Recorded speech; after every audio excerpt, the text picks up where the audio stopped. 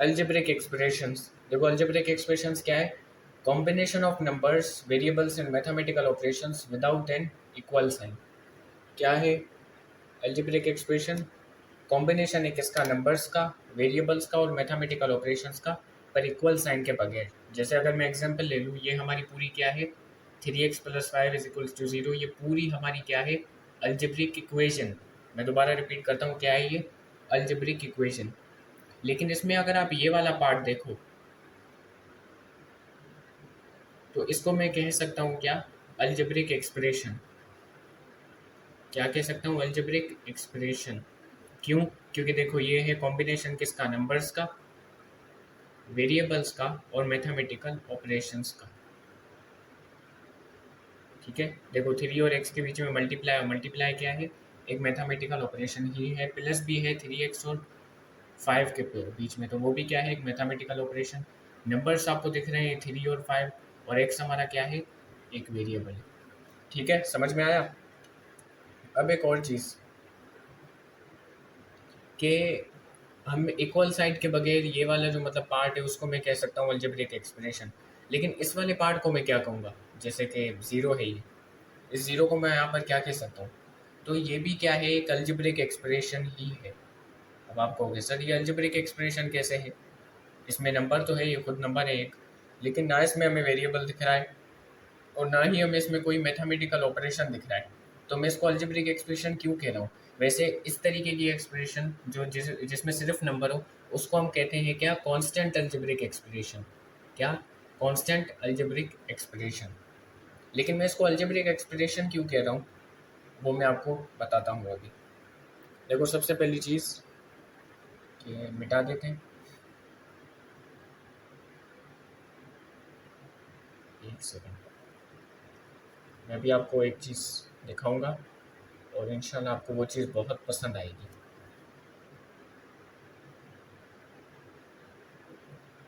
ठीक है, तो सवाल क्या है कि ज़ीरो हमारा अलजेब्रिक एक्सप्रेशन कैसे हो सकता है? ज़ीरो तो एक नंबर है।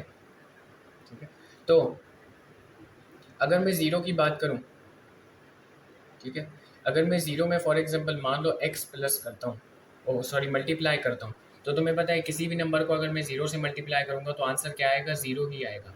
तो मैं ज़ीरो को ज़ीरो मल्टीप्लाई बाय एक्स लिख सकता हूँ? बिल्कुल लिख सकता हूँ, क्योंकि आंसर ओवरऑल क्या आएगा? ज़ीरो ही आएगा। तो मैं ज़ीरो को ज़ीरो एक्स लिख सकता हूँ, है ना? अभी तुम देखो यहाँ पर ये नंबर भी हो गया, वेरिएबल भी हो गया, इन दोनों के बीच में मल्टीप्लाई का साइन है, मैथमेटिकल ऑपरेशन भी हो गया। तो इस वजह से मैं इसको क्या कह सकता हूँ? Algebraic expression. लेकिन बज़ाहिर हमें ये सिर्फ कांस्टेंट नज़र आता है। कांस्टेंट का मतलब बेसिकली कोई ना कोई नंबर। तो इस वजह से मैं इसको कहता हूँ कांस्टेंट अलजेब्रिक एक्सप्रेशन। ठीक है, अगर मान लो इधर ज़ीरो ना होता और इधर मान लो इधर वन होता, तो क्या मैं इसको कांस्टेंट अलजेब्रिक एक्सप्रेशन कहता? हाँ कहते। देखो एक रूल याद रखना कि every real number is a algebraic expression. क्या? Every real number is a algebraic expression. अभी ये वन कैसे अलजेब्रिक एक्सप्रेशन है बता दें। देखो वन में अगर मैं मल्टीप्लाई करूँ एक्स की पावर ज़ीरो, तो क्या आंसर आएगा? एक्स की पावर ज़ीरो का मतलब क्या है? वन है ना। तो one multiply by one, answer क्या आएगा? वन ही आएगा। तो मतलब मैं वन को वन मल्टीप्लाई बाय एक्स की पावर ज़ीरो लिख सकता हूँ? बिल्कुल लिख सकता हूँ। अब देखो ये नंबर आ गया, वेरिएबल आ गया, और इनके बीच में मल्टीप्लाई का साइन, मैथमेटिकल ऑपरेशन आ गया। इक्वल साइन के बगैर इसको भी मैं कह सकता हूँ कांस्टेंट अलजेब्रिक एक्सप्रेशन। इस वजह से हम कहते हैं कि every real number is a algebraic expression. समझ में आई ये बात? बहुत अच्छे तरीके से। और कुछ चीज़ें डिस्कस कर लेते हैं जो आपको बहुत ज़्यादा मदद देंगी आगे अलजेब्रा पढ़ने में। जैसे अभी मैंने क्या एग्जांपल लिखा था? 3x + 5 ना, 3x + 5। फिलहाल के लिए इसको देखो, ये है हमारी क्या? Algebraic expression. अब देखो जब वेरिएबल के पीछे कोई भी नंबर होता है ना, वेरिएबल के पीछे कोई भी नंबर होता है, उसको मैं क्या कहता हूँ? कोएफिशिएंट। दूसरे मार्कर से लिख लेता हूँ। जो वेरिएबल के पीछे कोई भी नंबर होता है उसको मैं क्या कहता हूँ? कोएफिशिएंट। एक बार फिर से क्या कहता हूँ? कोएफिशिएंट। ये नाम रखे गए हैं, तो कहीं भी मैं कोएफिशिएंट का वर्ड इस्तेमाल करूँ तो आपके जहन में डेफिनेशन आनी चाहिए कि वेरिएबल के पीछे वाला नंबर ठीक है। और इसको तो ज़ाहिर है तुम्हें पता है मैं क्या कहूँगा, वेरिएबल ही कहूँगा। और ये जो हमारे पास प्लस में एक एक टर्म है जो एक सिर्फ एक नंबर है, इसको मैं क्या कहता हूँ, कांस्टेंट। क्या कहता हूँ, कांस्टेंट कहता हूँ। ठीक है। और अगर टर्म्स की बात की जाए तो टर्म्स बेसिकली क्या है, ये हमारा पूरा का पूरा एक टर्म है, ये हमारा पूरा का पूरा एक टर्म है। तो इस पूरी की पूरी अलजेब्रिक एक्सप्रेशन में कितने टर्म्स हैं, दो टर्म्स हैं। तो टर्म्स की डेफिनेशन समझ में मेरे ख्याल से आ गई होगी कि प्लस या माइनस से जो भी चीज़ें, मतलब जो भी हमारे पास वेरिएबल्स या नंबर्स सेपरेटेड हों उनको हम टर्म्स कहते हैं। ठीक है। जैसे 3x+5 में 5 एक अलग टर्म है, 3x एक अलग टर्म है। अच्छा, अभी कुछ दूसरे एग्जांपल्स भी ले लेते हैं। कुछ दूसरे एग्जांपल्स भी ले लेते हैं। अगर मैं ये वाला एग्जांपल ना लेकर एक ऐसा एग्जांपल लूँ कि x, क्या हो गया इसको, x-5, तो क्या x-5 एक अलजेब्रिक एक्सप्रेशन है? हाँ है, तो नंबर भी है, वेरिएबल भी है, मैथमेटिकल ऑपरेशन भी है। अब मैं अगर तुमसे पूछूं कि कोएफिशिएंट क्या है, क्या x के पीछे तुम्हें कोई नंबर दिख रहा है? वैसे दिख तो नहीं रहा, लेकिन अगर x के पीछे तुम्हें कोई भी नंबर ना दिखे तो बेसिकली 1 तो उसके साथ मल्टीप्लाई हो ही रहा होता है, तो 1 को मैं कोएफिशिएंट कहूँगा। क्या कहूँगा?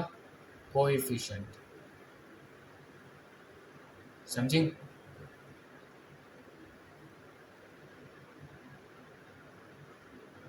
ठीक है। और यहाँ पर 5 को नहीं, -5 को मैं कहूँगा कांस्टेंट, क्योंकि जो माइनस है वो 5 के साथ लगा हुआ है एक्चुअल में। अभी आप कहोगे सर मैं -5 को कांस्टेंट क्यों कह रहा हूँ, बताता हूँ। बेसिकली इसको आप ऐसे भी तो लिख सकते हो ना, x प्लस और ब्रैकेट में -5, क्योंकि ब्रैकेट में अगर -5 है तो माइनस प्लस माइनस और यही चीज़ आ जाएगी। तो मैं इसको इस तरीके से भी लिख सकता हूँ और -5 हमारा यहाँ पर कांस्टेंट आ जाता है। ठीक है, समझ में आ रही है चीज़? और प्लस की बात की जाए कि जो हमारी इक्वेशन x+5 थी, सॉरी 3x+5 थी, तो उसमें मैं 5 को कांस्टेंट कह रहा था। अब 5 को कांस्टेंट इस वजह से क्योंकि अगर मैं 5 को कांस्टेंट कहता हूँ तो 5 के साथ तो ऑलरेडी प्लस लगा हुआ है ना, तो बस बेसिकली मैं +5 को ही कांस्टेंट कह रहा हूँ यहाँ पर।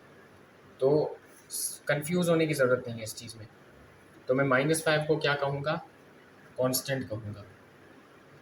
अच्छा, और अगर मैं टर्म्स की बात करूँ तो इसके टर्म्स बेसिकली क्या है, देखो एक टर्म इसका है x और दूसरा टर्म इसका क्या है, -5।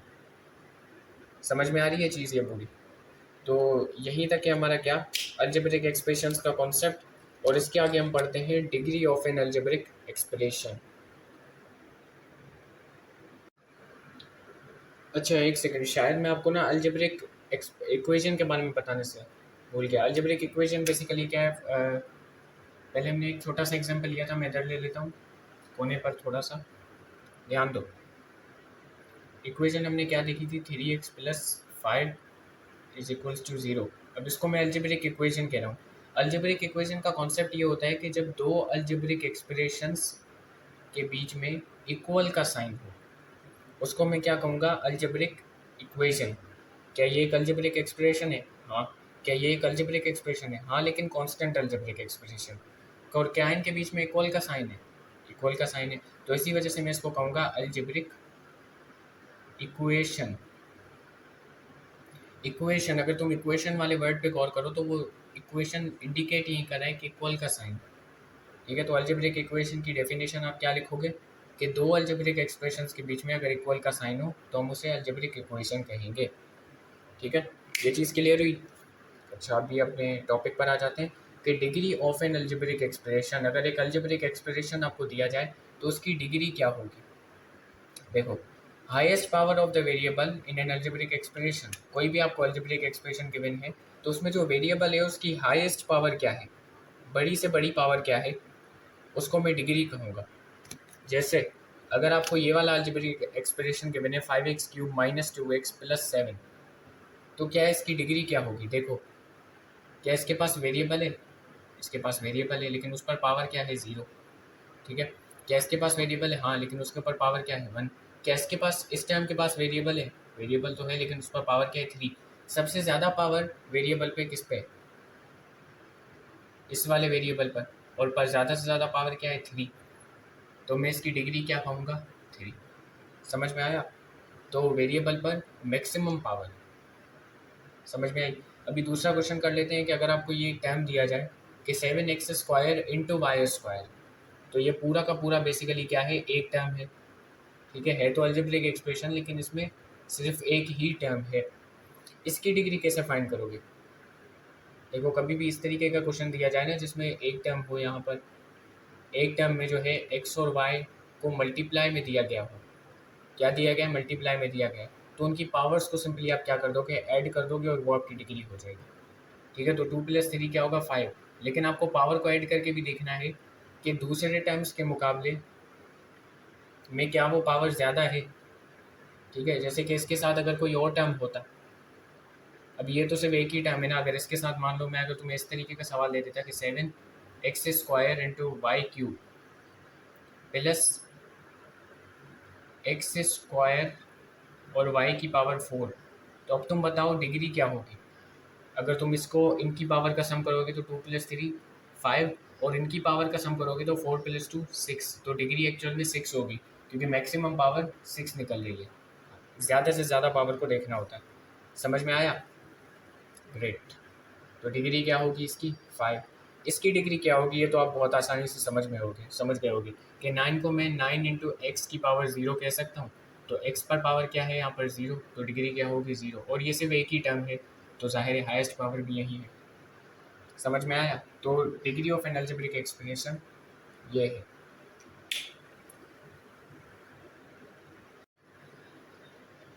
अच्छा तो मैंने ना तुम्हें अलजेब्रिक एक्सप्रेशंस के अंदर टर्म्स के बारे में थोड़ा सा रफली बता दिया था, लेकिन देखो मैं फिर भी बता देता हूँ कि फॉर एग्जांपल हमारे पास एक अलजेब्रिक एक्सप्रेशन है जैसे कि 3x² - 2x + 5, तो उसके टर्म्स क्या होंगे? टर्म्स को आप कह सकते हो पार्ट्स, अलजेब्रिक एक्सप्रेशन के पार्ट्स, और वो पार्ट्स जो सेपरेट होंगे वो किससे होंगे, माइनस या प्लस से होंगे। कॉमन सेंस है ना? तो देखो इसके पार्ट्स बेसिकली क्या है, एक पार्ट हमारा ये है, दूसरा पार्ट है हमारा -2x, तीसरा पार्ट है हमारा +5। तो इसके टर्म्स क्या होंगे, पहला टर्म होगा 3x², कॉमा दूसरा टर्म क्या होगा -2x, तीसरा टर्म क्या होगा 5। अच्छा और अगर यहाँ पर +5 की जगह -5 होता तो टर्म क्या होता, -5। समझ में आ रहा है टर्म्स क्या होते हैं, पार्ट्स बेसिकली। अच्छा और टर्म्स जो होते हैं ना वो दो तरीके के होते हैं, एक होते हैं लाइक टर्म्स और दूसरे होते हैं अनलाइक टर्म्स।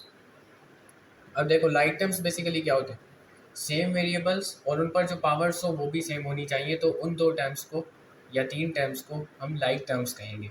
जैसे कि फॉर एग्जांपल अगर मैं कहूँ x और 2x और 4x, अब तुम देखो वेरिएबल क्या सेम है, हाँ तीनों में x है।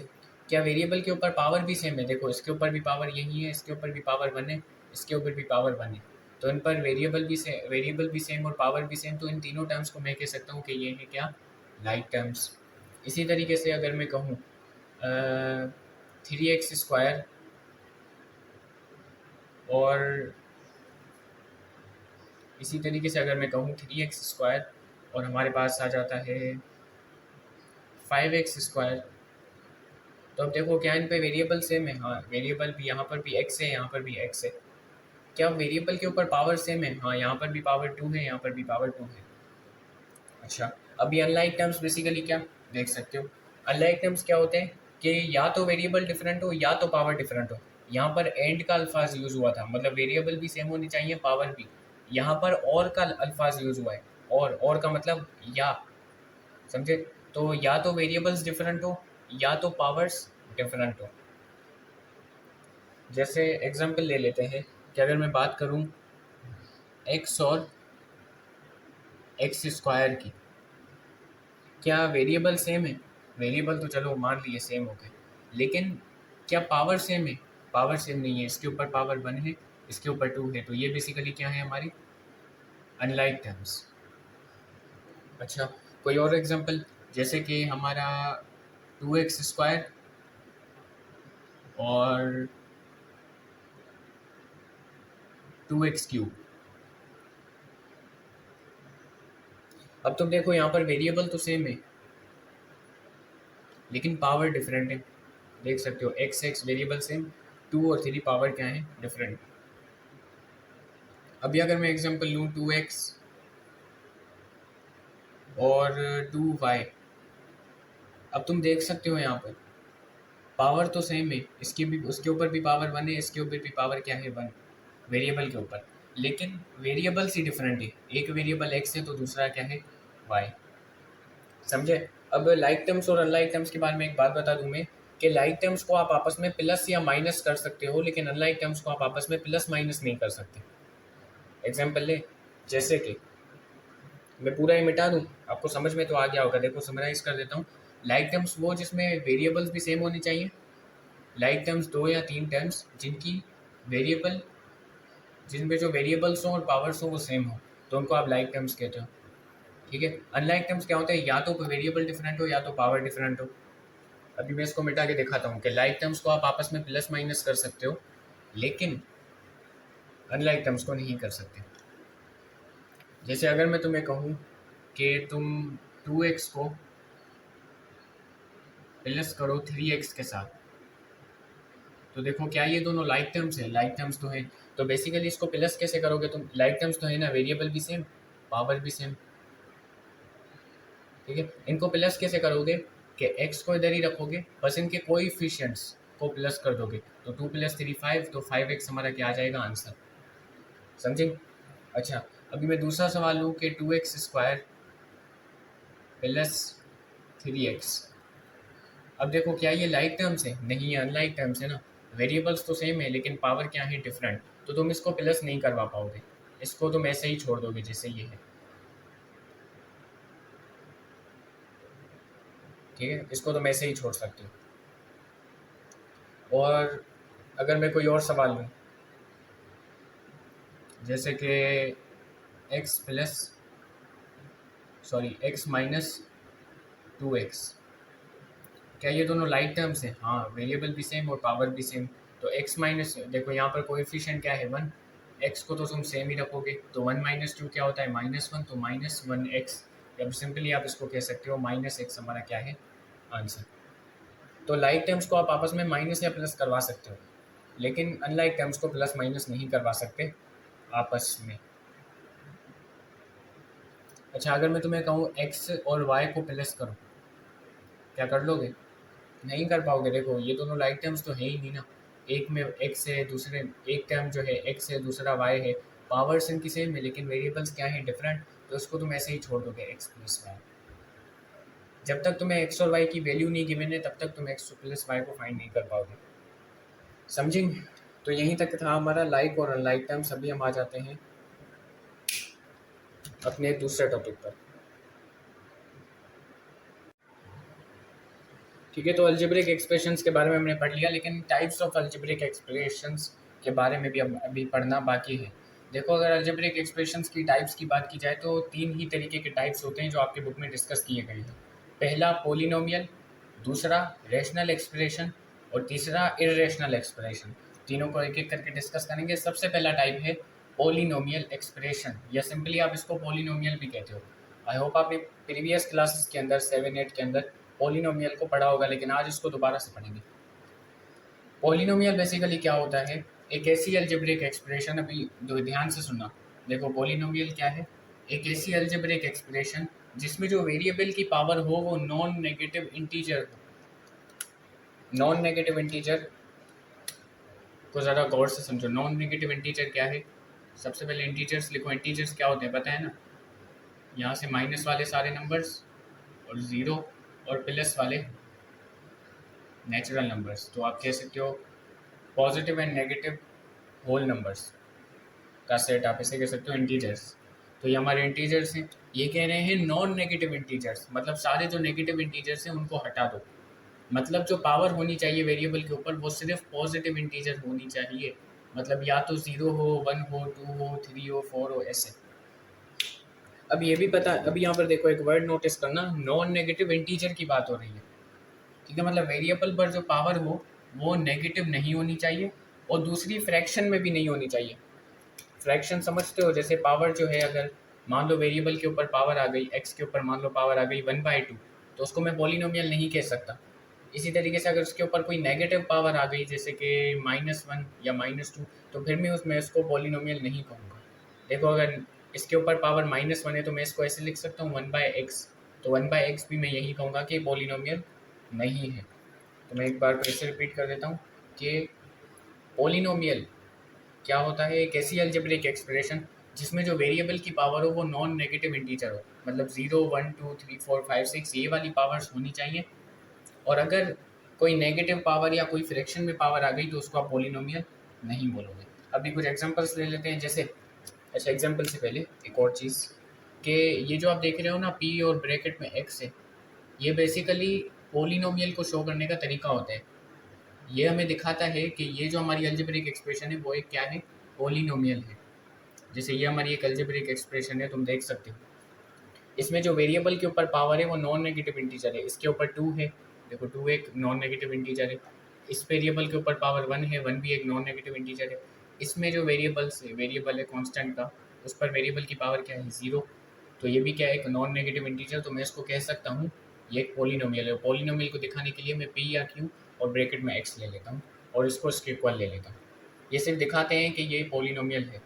x-5 को तुम देखो, अब x के ऊपर पावर क्या है, 1। 1 क्या है, एक नॉन नेगेटिव इंटीजर है, ठीक है। तो ये भी हमारा क्या है, एक पॉलिनोमियल हो गया।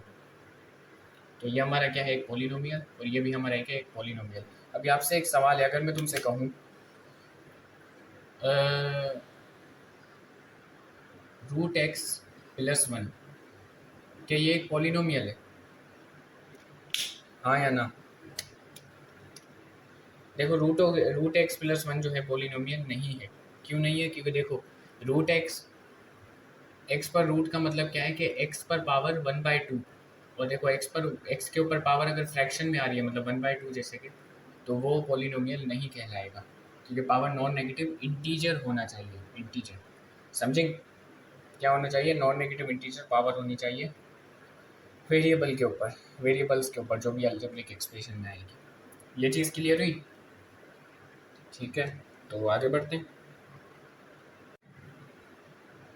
अच्छा, तो पॉलिनोमियल एक्सप्रेशन के बारे में कॉन्सेप्ट तुम्हारा क्लियर हो गया होगा, लेकिन अभी पॉलिनोमियल एक्सप्रेशन के टाइप्स भी रहते हैं कि जो पॉलिनोमियल एक्सप्रेशन के जो टाइप्स हैं वो हैं based on number of terms. मतलब अगर मैं तुम्हें कोई पॉलिनोमियल एक्सप्रेशन दे दूँ और तुम्हें पता हो कि उसमें कितने नंबर ऑफ टर्म्स होंगे, मतलब कितने टर्म्स होंगे उसमें, तो उस हिसाब से आप उनको इन टाइप्स में रख सकते हैं।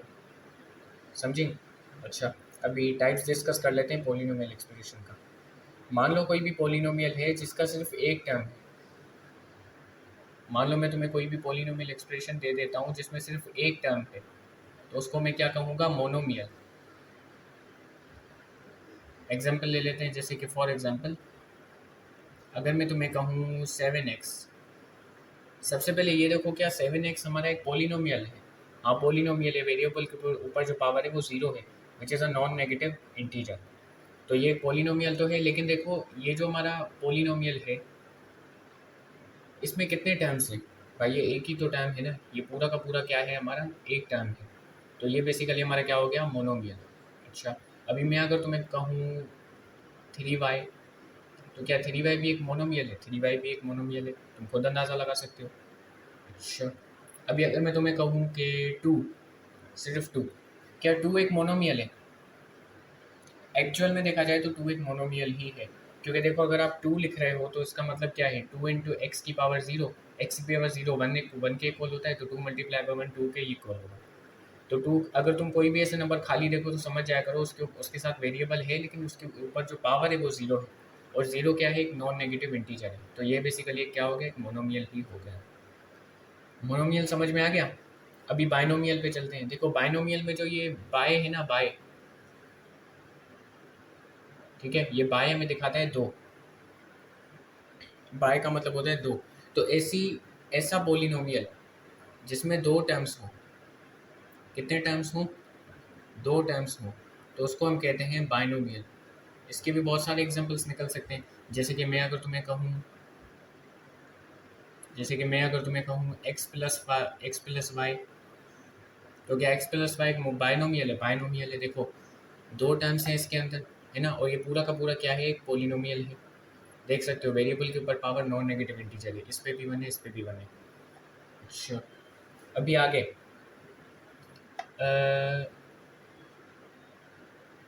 x+5, क्या ये एक बाइनोमियल है? बाइनोमियल है, देखो ये हमारा एक टर्म है, ये हमारा दूसरा टर्म है, दो टर्म्स है, और ये पूरा का पूरा हमारा क्या है, एक पोलिनोमियल है।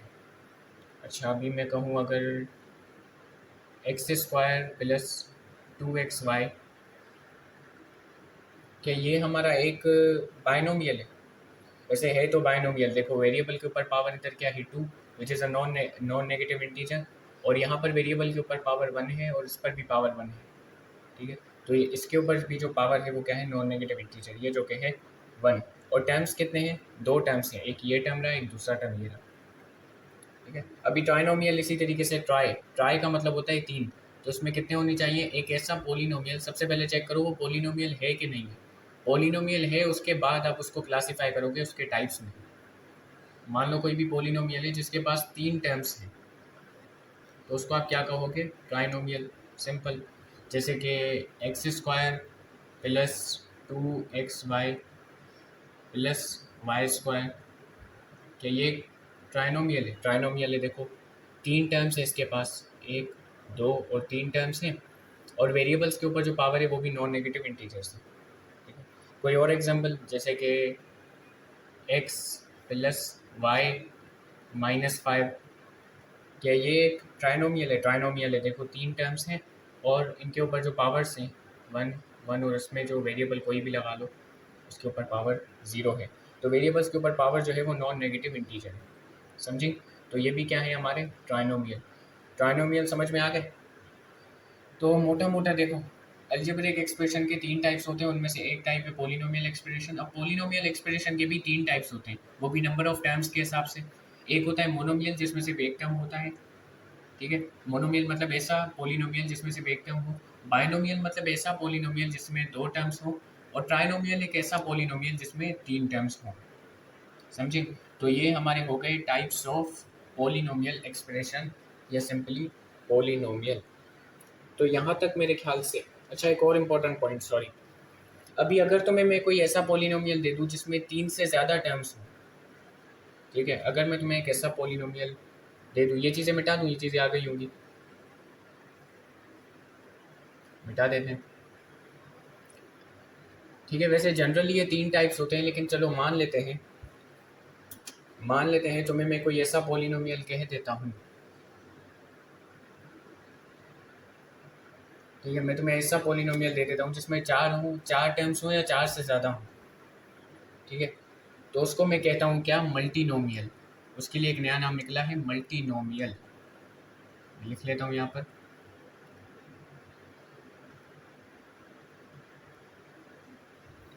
ठीक है, मल्टीनोमियल का सिंपल मतलब देखो, मल्टीनोमियल मतलब एक ऐसा पोलिनोमियल जिसमें 4 या 4 से ज़्यादा, और मोर देन 4, जिसमें 4 या 4 से ज़्यादा नंबर ऑफ टर्म्स हो। एक ऐसा पोलिनोमियल जिसमें 4 या 4 से ज़्यादा नंबर ऑफ टर्म्स हो, उसको मैं मल्टीनोमियल कहूँगा। जैसे x² + y² + z² + 2xy। इसमें देखो कितने नंबर ऑफ टर्म्स हैं, 1 2 3 4, और ये पूरा का पूरा क्या पोलिनोमियल है, ज़ाहिर पोलिनोमियल है, वेरिएबल्स के ऊपर पावर नॉन नेगेटिव इंटीजर है। अब इसमें 4 टर्म्स है ना, तो मैं इसको बोल सकता हूँ क्या, मल्टीनोमियल। इसी तरीके से अगर 4 से ज़्यादा टर्म्स हो, जैसे एक और टर्म अगर मैं ऐड कर दूँ 2yz, एक और टर्म अगर मैंने ऐड कर दिया, तो उसको भी मैं मल्टीनोमियल ही कहूँगा। तो क्योंकि 4 और 4 से ज़्यादा नंबर ऑफ टर्म्स हों किसी पोलिनोमियल में, तो उसको मैं मल्टीनोमियल कहता हूँ। तो ये चौथे टाइप की तरह भी आप इसको कह सकते हो, ठीक है। तो टाइप्स ऑफ पोलिनोमियल एक्सप्रेशन यहाँ पर ख़त्म हो जाते हैं, और अभी हम आ जाते हैं दूसरे टाइप पर, अलजेब्रिक एक्सप्रेशन पर। दूसरे टाइप किसके, अलजेब्रिक एक्सप्रेशन के दूसरे टाइप। अभी रेशनल और इरेशनल एक्सप्रेशन को पढ़ देते हैं, जो कि रिमेनिंग 2 टाइप्स हैं किसके, अलजेब्रिक एक्सप्रेशन के। रेशनल एक्सप्रेशन क्या होता है, देखो ऐसा एक्सप्रेशन जिसको आप इस फॉर्म में लिख पाओ। ये फॉर्म आप देख रहे हो जिसमें हमारा न्यूमरेटर भी एक पोलिनोमियल हो, डिनोमिनेटर भी एक पोलिनोमियल हो, लेकिन हमारा जो डिनोमिनेटर वाला पोलिनोमियल है वो ज़ीरो नहीं होना चाहिए, ठीक है, मतलब ज़ीरो पोलिनोमियल नहीं होना चाहिए। सिंपली रैशनल रैशनल नंबर्स तो आपने पढ़े थे, उसका भी कॉन्सेप्ट थोड़ा सा सेम ही था। अब इसमें देखो, आप बेसिकली आप इसको इस फॉर्म में लिखते हो जिसमें एक पोलिनोमियल दूसरे पोलिनोमियल से डिवाइड हो रहा हो, तो आप सिंपली ये कह सकते हो, जब एक पोलिनोमियल दूसरे पोलिनोमियल से डिवाइड हो रहा हो तो उसको आप रैशनल एक्सप्रेशन कहोगे। पर डिनोमिनेटर वाला जो पोलिनोमियल है बस वो ज़ीरो नहीं होना चाहिए, ये चीज़ आपको जहन में रखनी है। क्यों? क्योंकि अगर ये ज़ीरो हो गया तो आंसर क्या आता है? इन्फिनिटी। ये तो कॉमन सेंस की बात है, इस वजह से हम इसको ज़ीरो नहीं लिखना चाहते, ठीक है। कुछ इसके एग्जांपल्स ले लें। अच्छा, एक बात याद रखो कि कोई भी आप पोलिनोमियल ले लो ना, फॉर एग्जांपल जैसे x+1, ये भी एक पोलिनोमियल है।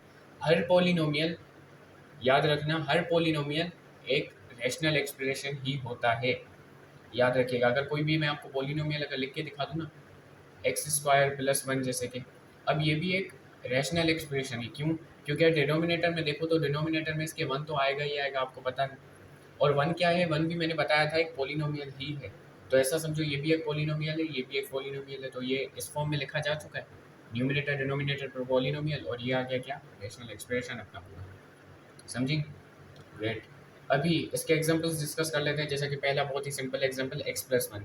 देखो x+1 डिनोमिनेटर में कुछ नहीं है, मतलब 1 है, ठीक है। अब देखो x+1 क्या है? पोलिनोमियल है, जाहिर है पोलिनोमियल है। देखो वेरिएबल की पावर नॉन नेगेटिव इंटीजर है, ठीक है। वेरिएबल की पावर 1 है। डिनोमिनेटर क्या है हमारा? ये भी एक पोलिनोमियल है। ये भी मैंने आपको बताया था कि कोई भी नंबर जो होता है वो एक पोलिनोमियल ही कह सकते हो उसको आप, कोई भी रियल नंबर।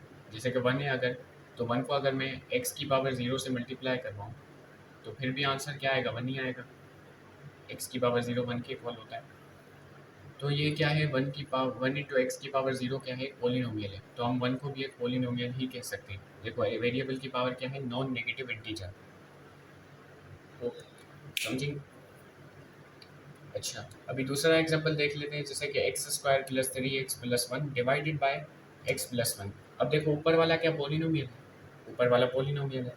नीचे वाला पोलिनोमियल है? हाँ, नीचे वाला भी पोलिनोमियल है। तो ये बेसिकली पूरी की पूरी क्या हुई हमारी? Rational expression.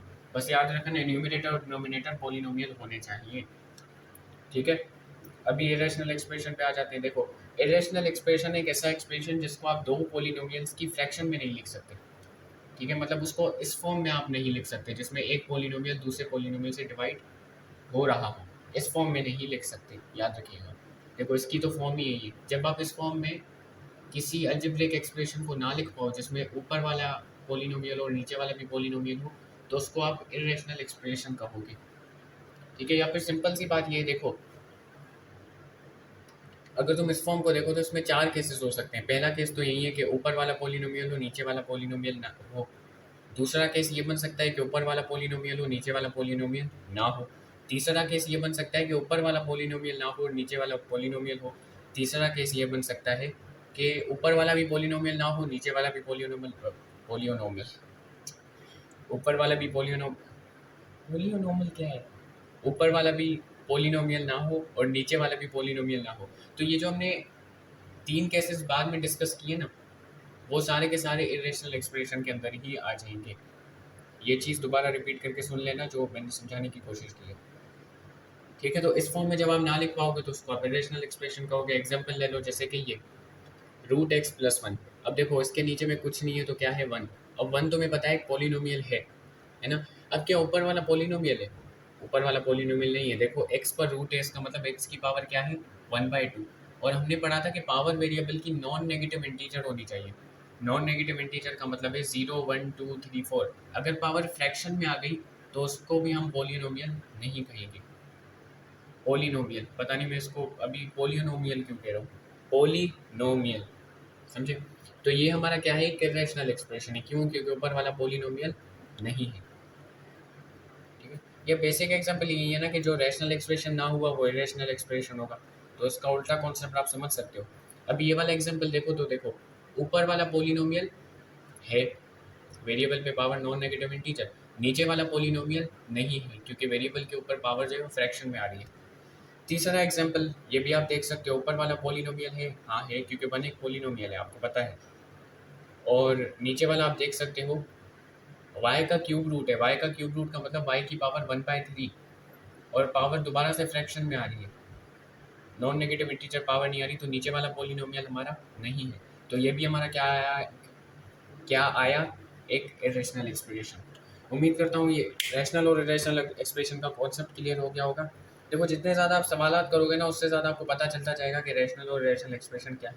ये तो एक बेसिक सा कॉन्सेप्ट था। अभी हम आगे बढ़ते हैं। अच्छा, तो अभी जो भी आपके बुक में सॉल्व एग्जाम्पल्स है वो हम सॉल्व करेंगे। पहला एग्जाम्पल क्या कहता है, देखो सारी हमने थ्योरी पढ़ ली है, उसके एग्जाम्पल्स भी देख लिए। आपके बुक में सॉल्व एग्जाम्पल्स है, अगर आपने ये सॉल्व कर लिया तो आप एक्सरसाइज सॉल्व करने के कैपेबल हो जाओगे।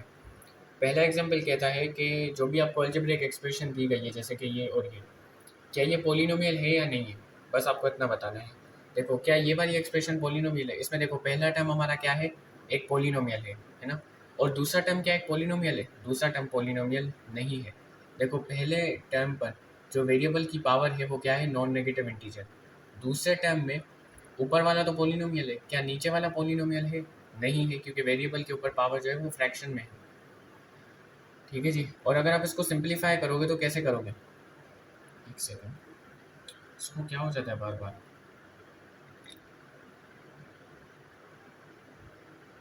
चल गया। अच्छा देखो, जब आप इनका एलसीएम लोगे तो ये नीचे तो 1 है। ये बेसिक मैथमेटिक्स है, अगर नहीं आती तो आगे में भी आप सीख जाओ, लेकिन आनी तो चाहिए वैसे तो ये रूट एक्स इससे मल्टीप्लाई हो जाएगा, और ये सेम का सेम, और नीचे पूरा का पूरा डिनोमिनेटर में रूट एक्स आ जाएगा। ठीक है जी। अब देखो क्या ऊपर वाला पॉलिनोमियल है, ऊपर वाला पॉलिनोमियल नहीं है, क्योंकि वेरिएबल के ऊपर पावर क्या है, नॉन नेगेटिव, वो क्या है, सॉरी, फ्रैक्शन में है। और क्या नीचे वाला पॉलिनोमियल है, नहीं, क्योंकि नीचे वाले पर पावर क्या है, फ्रैक्शन में है, 1/2 उस पर है, 1/2 उस पर है। तो जब ऊपर वाला भी पॉलिनोमियल नहीं है, नीचे वाला भी पॉलिनोमियल नहीं है, तो मैं उस पूरे को क्या कह सकता हूँ, इरेशनल एक्सप्रेशन। और इरेशनल एक्सप्रेशन क्या पॉलिनोमियल होता है, नहीं होता, ना ऊपर वाला पॉलिनोमियल ना नीचे वाला पॉलिनोमियल, तो वो पूरा का पूरा पॉलिनोमियल थोड़ी होगा। तो ये हमारा जो पूरा है वो क्या है, पॉलिनोमियल नहीं है, हम क्रॉस लगा देते हैं। क्यों पॉलिनोमियल नहीं है उसका भी मैंने बता दिया, सिंप्लीफाई करके देख लो। क्या ये वाला पूरा का पूरा पॉलिनोमियल है, देखो हर जगह वेरिएबल पर पावर क्या है, एक नॉन नेगेटिव इंटीजर है, यहाँ पर 3, यहाँ पर 2, यहाँ पर 1। ठीक है, तो ये हमारा पूरा का पूरा क्या है, पॉलिनोमियल। अच्छा अभी दूसरा एग्जांपल देख लेते हैं, हमें कुछ अलजेब्रिक एक्सप्रेशन है, ये रैशनल है कि नहीं है बस इतना बताना है। देखो यहाँ पर क्या ऊपर वाला पॉलिनोमियल है, पॉलिनोमियल है, नीचे वाला पॉलिनोमियल है, नीचे वाला भी पॉलिनोमियल है। जब दोनों के दोनों पॉलिनोमियल हो, न्यूमरेटर और डिनोमिनेटर, तो उसको आप क्या कहते हो, रैशनल एक्सप्रेशन। तो क्या ये रैशनल है, हाँ रैशनल है। ठीक है जी।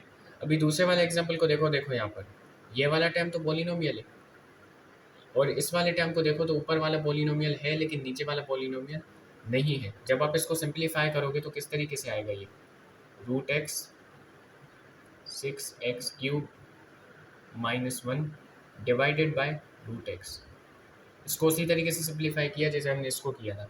अब तुम देख सकते हो क्या ऊपर वाला पॉलिनोमियल है, नहीं है, नीचे वाला भी पॉलिनोमियल नहीं है, तो ये क्या है, एक रैशनल एक्सप्रेशन है, मतलब ये रैशनल एक्सप्रेशन नहीं है।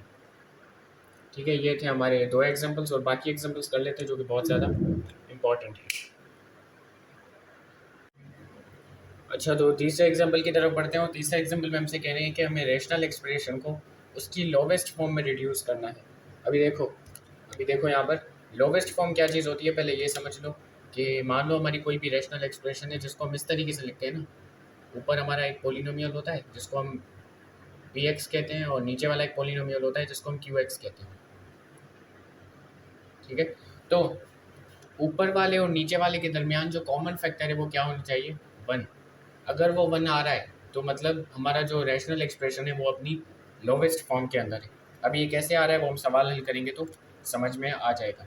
अभी आपके बुक में कुछ स्टेप्स बताए गए हैं, जैसे कि कोई भी अगर हमारी मान लो रैशनल एक्सप्रेशन है उसको उसकी लोवेस्ट फॉर्म में रिड्यूस करना है, तो ये 3 स्टेप्स हमारे बुक में बताए गए हैं। पहला स्टेप के ऊपर वाला न्यूमरेटर जिसमें रैशनल एक्सप्रेशन होगी ज़ाहिर है, और नीचे वाला न्यूमरेटर में जो रैशनल एक्सप्रेशन है उसके, और डिनोमिनेटर में जो रैशनल एक्सप्रेशन है उसके फैक्टर्स फाइंड करने हैं अगर फाइंड करने की ज़रूरत है तो। ठीक है, पहला स्टेप हमारा ये है। दूसरा स्टेप क्या है कि न्यूमरेटर और डिनोमिनेटर के दरमियान जो कॉमन फैक्टर है उनको आइडेंटिफाई करने हैं कि कौन कौन से कॉमन फैक्टर निकल रहे हैं।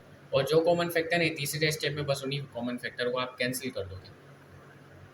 ठीक है, अभी ये स्टेप्स तो आपको बताए गए हैं, लेकिन अब ये स्टेप समझ जाओगे जब हम सवाल हल करेंगे। और दूसरी चीज़ ये कि आप प्रीवियस क्लासेस में भी पढ़ के आए होगे कि कॉमन फैक्टर क्या चीज़ होती है, फैक्टर्स कैसे निकालते हैं। ठीक है, फैक्टर निकालने का कोई एक तरीका तो है नहीं, वो डिपेंड करता है कि हमें एक्सप्रेशन कौन सी दी गई है। तो फैक्टर्स निकाल के देखे वैसे बहुत सारे तरीके हैं अलजेब्रा के अंदर भी। तो बात सिंपल ये है कि मुझे नहीं पता कि आपको फैक्टर्स के बारे में पता है कि नहीं पता, लेकिन जिन लोगों को नहीं पता उन लोगों को मैं ये रेकमेंड करूँगा कि फैक्टर्स में जिस तरीके से निकलवा रहा हूँ फिलहाल आप उन स्टेप्स को याद कर लो। और आगे वाला जो आने वाला चैप्टर है वो है फैक्टराइजेशन, जो पूरा का पूरा फैक्टर्स के ऊपर ही है। उसमें हम डिटेल में स्टडी करेंगे, सारे लॉजिक क्लियर कर लेंगे। अगर तुम्हें अभी नहीं पता फैक्टर्स कैसे निकालते हैं तो बस मैं निकाल के दिखा रहा हूँ, वो रूल्स तुम मेमोराइज कर लो और उन्हीं के हिसाब से निकालते रहो सवाल हल करने के लिए। ठीक है, मोस्ट प्रैक्टिकल एडवाइस तो मेरे हिसाब से यही होगी। तो एक काम करते हैं, बस शुरू करते हैं इसको सॉल्व करना, बेसिक चीज़ें क्लियर हो गई हैं।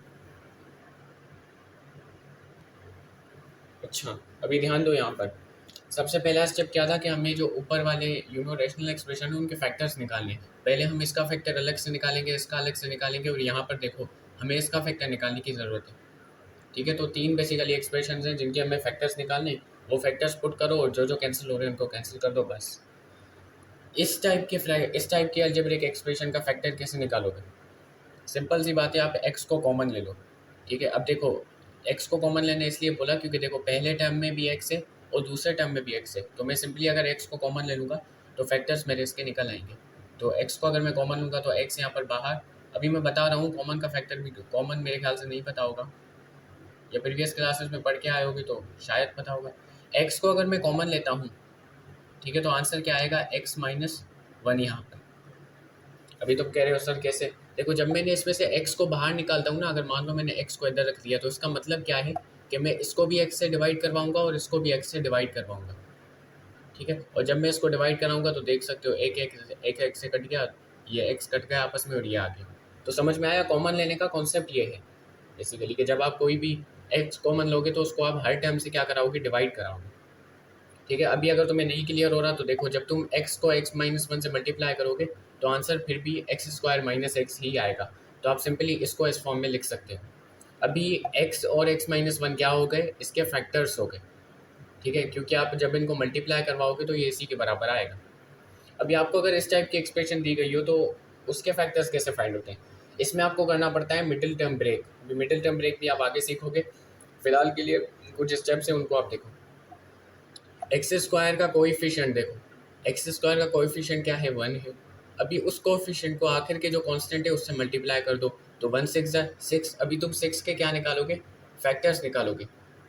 कैसे निकालोगे देखो, कुछ इस तरीके से आप टेबल बनाते हो और टेबल टेबल लगाओ।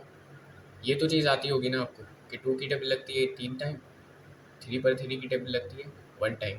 तो फैक्टर्स हमारे क्या निकले, 2 × 3 फैक्टर्स निकाले।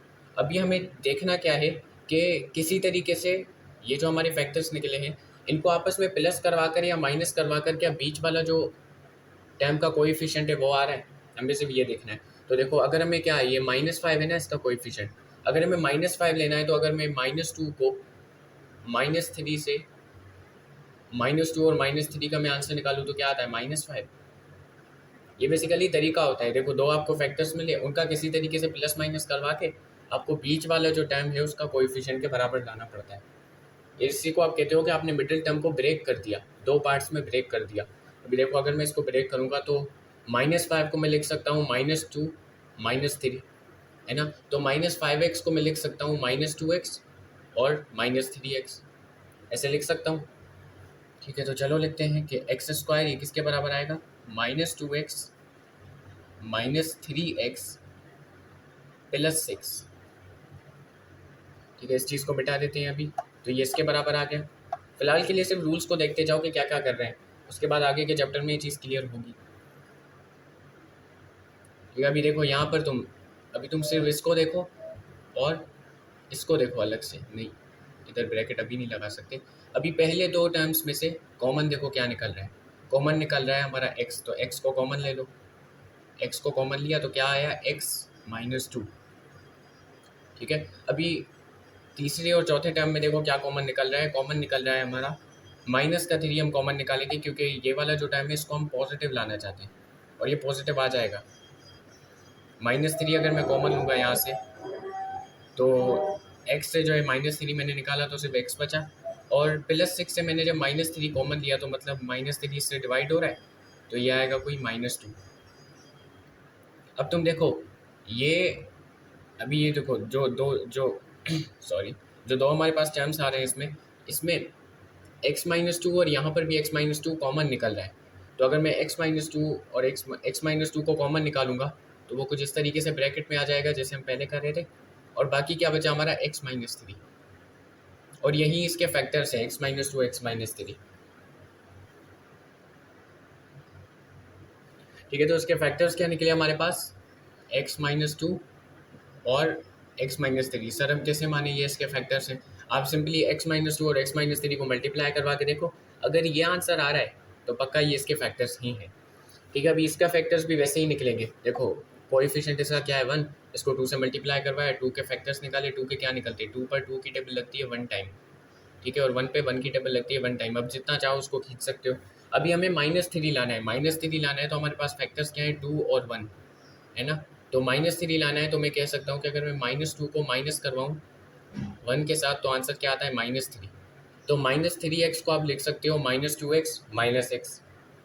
तो मतलब हमने क्या किया, बीच वाले टर्म को इधर ब्रेक कर दिया, और ब्रेक करने के बाद देखते हैं क्या आंसर आता है। तो इधर मैं लिख सकता हूँ x² -2x -x +2। ठीक है, अभी देखो x को इन दोनों को अलग से देखो, इन दोनों को अलग से देखो अभी के यहाँ पे क्या कॉमन निकल रहा है, x निकल रहा है तो x को निकाल लो, x -2 आ गया। ठीक है, यहाँ पर देखो कॉमन क्या निकल रहा है -1, क्योंकि वन जो इसके साथ तो होगा ही होगा। ठीक है, अगर -x है तो उसका मतलब ये -1x है ना, और 2 के साथ तो 1 मल्टीप्लाई हो ही रहा होगा। एक काम करते हैं, कॉमन ले लेते हैं -1, और -1 जब हम कॉमन लेंगे, ठीक है, तो अब -1 मतलब इससे डिवाइड हो रहा है तो माइनस माइनस कैंसिल, और क्या बचा हमारा x। ठीक है, और देखो एक चीज़ याद रखो, जब +2 को आप -1 से डिवाइड करवाओगे तो आंसर क्या आएगा, -2 ना। ये माइनस सिंपली ऊपर आ जाएगी ऐसा समझो, तो -2 आएगा हमारे पास। कॉमन लेने का मैंने आपको जो है ना कॉन्सेप्ट बता दिया कि जो भी आपको कॉमन लेना हो उसको टर्म, ये जो एक वाले टर्म और दूसरे वाले टर्म से क्या करवा दो, डिवाइड। समझ में आई ये चीज़। अभी देखो x-2 वैसे ही कॉमन आ रहा है, और ये बेसिकली फैक्टर्स हमारे क्या निकलेंगे, x-1 और x-2, या x-2 और x-1। मल्टीप्लाई में तो फ़र्क नहीं पड़ता। समझ में आई ये चीज़। तो इसके फैक्टर्स क्या निकले बताओ मुझे, x-2 और x-1। यहाँ पर हमारे ये क्वेश्चन तकरीबन हल हो चुका है। बस अभी हमें क्या करना है, x² - x की जगह x × x-1 लिखना है, और इन एक्सप्रेशन की जगह बस ये जो हमारे फैक्टर्स निकले वो लिखने हैं। ठीक है, उसके बाद ये जो क्वेश्चन है हमारा क्या हो जाएगा, सॉल्व हो जाएगा। तो मैं एक काम करता हूँ, कोशिश करता हूँ लिखने की, इसको मैं मिटा देता हूँ। ये तो समझ में आ गया होगा, है ना। तो देखो जब मैंने x² - x के फैक्टर निकाले वो क्या निकले, x × x-1, मतलब x² - x को मैं x × x-1 लिख सकता हूँ, और x² - 5x + x को मैं कुछ ये इस तरीके से लिख सकता हूँ। तो ये मल्टीप्लाई हो रहा है इसके साथ, तो फैक्टर्स भी ऐसे मल्टीप्लाई होंगे, x-2 x-3। और डिनोमिनेटर में देखो क्या है, डिनोमिनेटर में देखो क्या है, 2x तो ऑलरेडी है ना, और मैं x² - 3x + 2 की जगह x-2 x-1 लिखूँगा। ठीक है, तो x-2 x-1। ठीक है जी। अभी देखो ये आ गया हमारा पहला स्टेप। पहले स्टेप में हमने क्या किया, जो न्यूमरेटर और डिनोमिनेटर है उनके फैक्टर्स फाइंड कर लिए। फैक्टर्स फाइंड करने के बाद दूसरा स्टेप आ जाता है कि आइडेंटिफाई करो, सिर्फ देखो कि कौन कौन से फैक्टर्स कॉमन हैं। कॉमन फैक्टर्स का मतलब है जो ऊपर भी हो और नीचे भी हो, और वो सेम हो। देखो जैसे x-2 ऊपर भी है नीचे भी है, x-1 ऊपर भी है नीचे भी है, x ऊपर भी है और x यहाँ पर नीचे भी है। तो ये x-2 x-1 और x हमारे क्या हुए, कॉमन फैक्टर हुए। तो दूसरा स्टेप हमारा यहाँ पे कंप्लीट होता है, हमें पता चल गया कि कॉमन फैक्टर कौन से हैं, x-1 x-2 और x। तीसरा स्टेप क्या आता है, ये कॉमन फैक्टर्स को कैंसिल कर दो। देखो x, ये x इससे कैंसिल हो गया, ये x-1 इस x-1 से कैंसिल हो गया, ये x-2 इससे कैंसिल हो गया। आंसर क्या बचा हमारे पास, simply X minus three divided by two, ये हमारे पास बचा है यहाँ पर। तो ये है हमारा आंसर। मतलब हमने जो रेशनल एक्सप्रेशन ये दी गई है, इसको हम लोवेस्ट फॉर्म में अगर लिखें तो ये किसके बराबर आएगा, x minus three divided by two, या इसको आप ऐसे भी लिख सकते हो 1/2 multiply by x minus three, दोनों बात एक ही है। ठीक है, यहाँ पर समझ में आया कि अगर मैं इसको लोवेस्ट फॉर्म में लिखूँ तो इस तरीके से। अब तुम कहोगे सर ये लोवेस्ट फॉर्म में है, प्रूव करके दिखाओ। ठीक है, कैसे हम मान लें कि ये लोवेस्ट फॉर्म में, तो लोवेस्ट फॉर्म में है या नहीं अभी मैं तुम्हें बता देता हूँ। देखो हमारे पास ये एक्सप्रेशन आई है ना कुछ, x minus three divided by to. अभी देखो लोवेस्ट फॉर्म का मैंने मतलब क्या बताया था कि ऊपर वाला जो पोलिनोमियल हो और नीचे वाला जो पोलिनोमियल हो, उनके बीच में जो कॉमन फैक्टर आना चाहिए वो क्या आना चाहिए, 1। अभी देखो कॉमन फैक्टर का मतलब है जो ऊपर भी मल्टीप्लाई हो रहा हो नीचे भी मल्टीप्लाई हो रहा हो। अब इसको समझ लो। अभी देखो क्या मैं इसको इससे 1 मल्टीप्लाई करूँ तो उस पर कोई फ़र्क पड़ेगा, नहीं। इसको मैं 1 मल्टीप्लाई करूँ तो कोई फ़र्क पड़ेगा। अब देखो 1 ऊपर भी मल्टीप्लाई हो रहा है नीचे भी हो रहा है, तो कॉमन फैक्टर हमारा क्या है यहाँ पर, 1। अभी कॉमन फैक्टर 1 है, यही दिखाता है कि ये क्या है, अपनी लोवेस्ट फॉर्म में है। तो लोवेस्ट फॉर्म का मेरे ख्याल से तुम्हें समझ में आ गया होगा। ठीक है, तो ये था हमारा पहले तीसरा वाला एग्जाम्पल का पहला पार्ट। अभी दूसरा पार्ट कर लूँगा और मैं दूसरा पार्ट कोशिश करूँगा जल्दी जल्दी करवाऊँ, क्योंकि मैंने आपको रूल्स बता ही दिए हैं और समझा भी दिए। अच्छा, तो दूसरा पार्ट हमारा क्या कहता है कि हमें क्या फाइंड करना है, 5 into x square minus 4 divided by what, 3x plus 6 और x माइनस 3। ये है इसका दूसरा पार्ट। पहला स्टेप क्या है कि फैक्टर्स फाइंड कर लो सिंपली।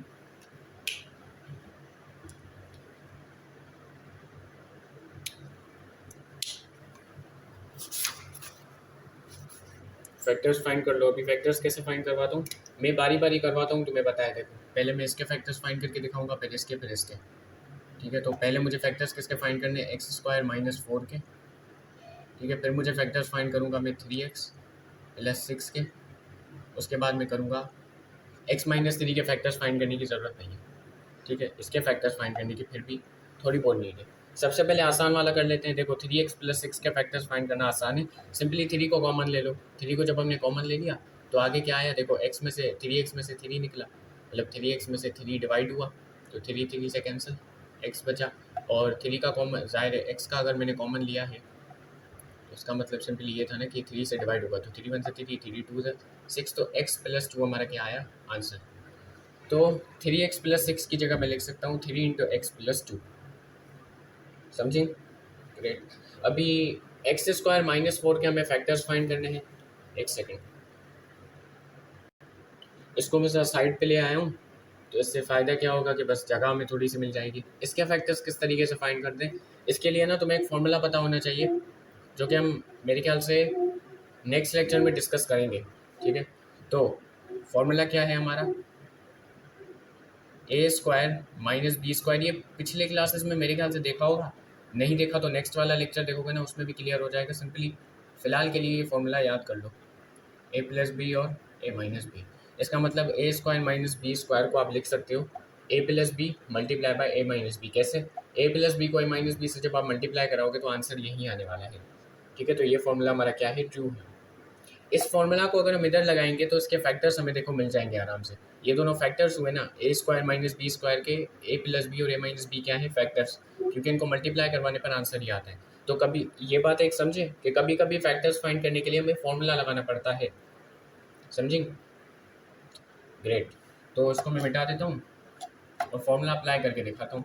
देखो एक मैं आपको चीज़ बताऊँ कि 4 को आप क्या लिख सकते हो, 2 का स्क्वायर, क्योंकि 2 का स्क्वायर हमारा किसके बराबर होता है, 4। ये फॉर्मूला अप्लाई करना है, इस वजह से मैं बता रहा हूँ। तो एक्स स्क्वायर माइनस 4 को आप लिख सकते हो एक्स स्क्वायर माइनस 2 का स्क्वायर। ठीक है, अब यहाँ पर फॉर्मूला क्या लग रहा है, ए स्क्वायर माइनस बी स्क्वायर। ये ए जो है हमारा क्या है, एक्स हमारा क्या है ए, और बी हमारा क्या है 2। तो ये किसके बराबर होता है, A plus B multiply by A minus B.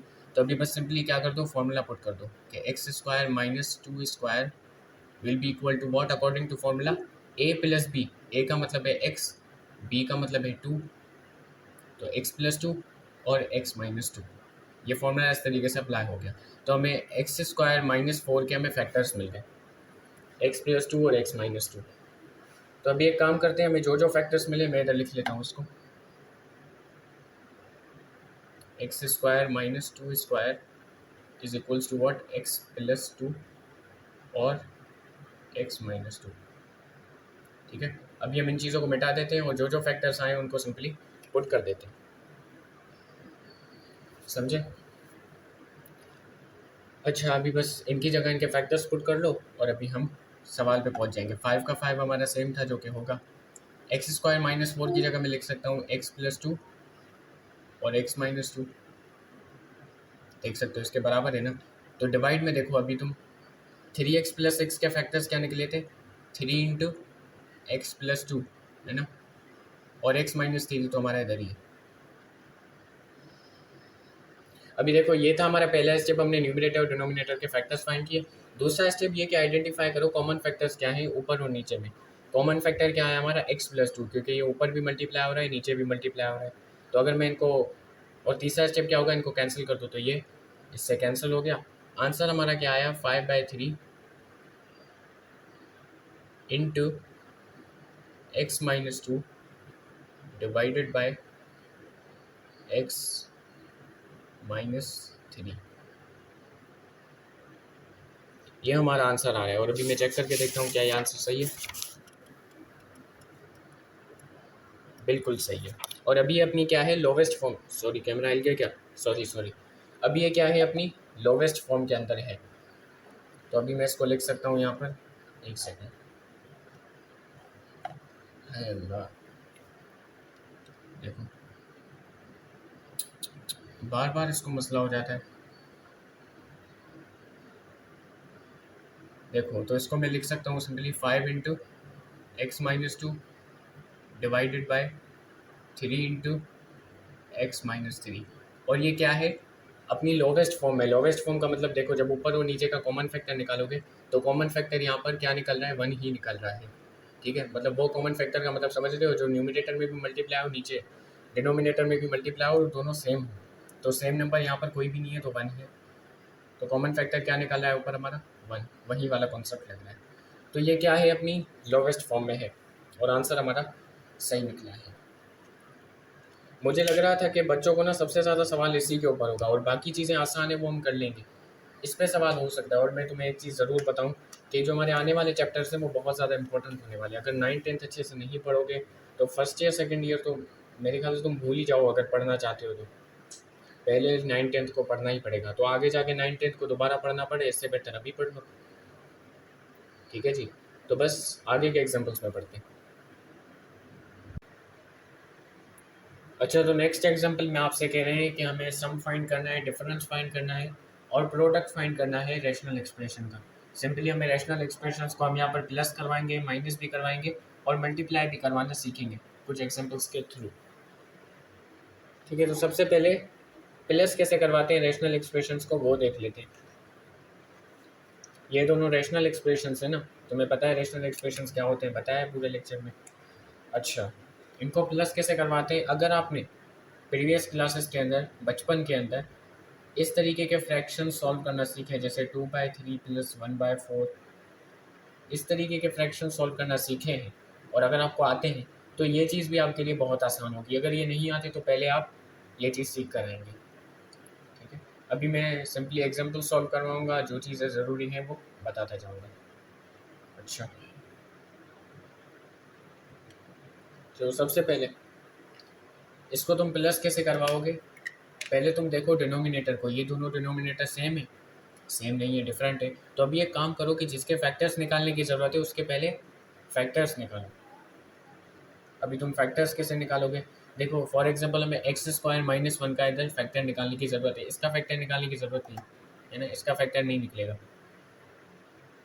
इसके फैक्टर्स निकालने की ज़रूरत है। जैसे अभी मैं बताता हूँ आपको, एक्स स्क्वायर माइनस 1, इसके फैक्टर्स कैसे निकालोगे। अब फैक्टर निकालने का एक और तरीका भी होता है, मैंने बताया ना फैक्टर्स निकाल के बहुत सारे तरीके होते हैं जो हम आगे चैप्टर में सीखेंगे। फैक्टर्स निकालने का एक और तरीका होता है कि सिंपली आप डायरेक्ट फार्मूला ही अप्लाई कर दो, और वो फार्मूला हम नेक्स्ट लेक्चर्स में सारे के सारे जो भी फार्मूलाज हैं बेसिक टू जितने भी आपके क्लास में हैं वो सारे हम सीखेंगे। तो फैक्टर्स निकालने का एक और तरीका होता है कि आप सिंपली क्या कर दो, फार्मूला अप्लाई कर दो। ठीक है, अभी एक्स स्क्वायर माइनस वन पे कैसे फार्मूला अप्लाई करूँ? देखो ये फार्मूला तुम्हें फिलहाल के लिए याद होना चाहिए कि ए का स्क्वायर माइनस बी का square will be equal to a plus b और ए माइनस बी। ठीक है, ये बेसिक फार्मूला है, आपको याद होना चाहिए। अच्छा, अभी यही फॉर्मूला इसमें कैसे अप्लाई करूँगा? देखो एक्स स्क्वायर माइनस वन है यहाँ पर। ठीक है, अभी वन को अगर मैं गौर से देखूँ तो क्या मैं वन को वन के स्क्वायर के बराबर नहीं ले सकता? ले सकता हूँ, क्योंकि वन का स्क्वायर वन के बराबर ही तो आता है। तो मैं वन की जगह अगर वन का स्क्वायर लिख दूँ तो इससे कोई फ़र्क पड़ेगा? फ़र्क नहीं पड़ेगा, क्योंकि वन का स्क्वायर डायरेक्ट फिर वन के बराबर ही आ जाएगा। अब देखो ये फॉर्मूला जो है कुछ इसकी शक्ल में आ रहा है। ठीक है, तकरीबन आ चुका है। तो इसमें यहाँ पर ए को मैं कह सकता हूँ, सॉरी एक्स को मैं इधर कह सकता हूँ ए, वन को मैं कह सकता हूँ बी, और ए स्क्वायर माइनस बी स्क्वायर का फॉर्मूला इधर कैसे अप्लाई होगा? तो ये किसके इक्वल होगा? फॉर्मूला के अकॉर्डिंग ए प्लस बी। ए क्या है? X plus B. बी क्या है हमारा? वन। तो एक्स प्लस वन, और इसी तरीके से यहाँ पर एक्स माइनस वन। ठीक है, तो एक्स स्क्वायर माइनस वन किसके बराबर आता है? फॉर्मूला के मुताबिक x plus one X minus one. और ये एक्स प्लस वन और एक्स माइनस वन क्या है? इसके फैक्टर्स हो गए। क्यों? क्योंकि जब आप इनको मल्टीप्लाई करवाओगे तो ये इसके बराबर ही आएगा। ठीक है, तो एक्स स्क्वायर माइनस वन की जगह में एक्स प्लस वन और एक्स माइनस वन लिख सकता हूँ। तो अब यहाँ पर लिख लेते हैं हम लोग। लिखें,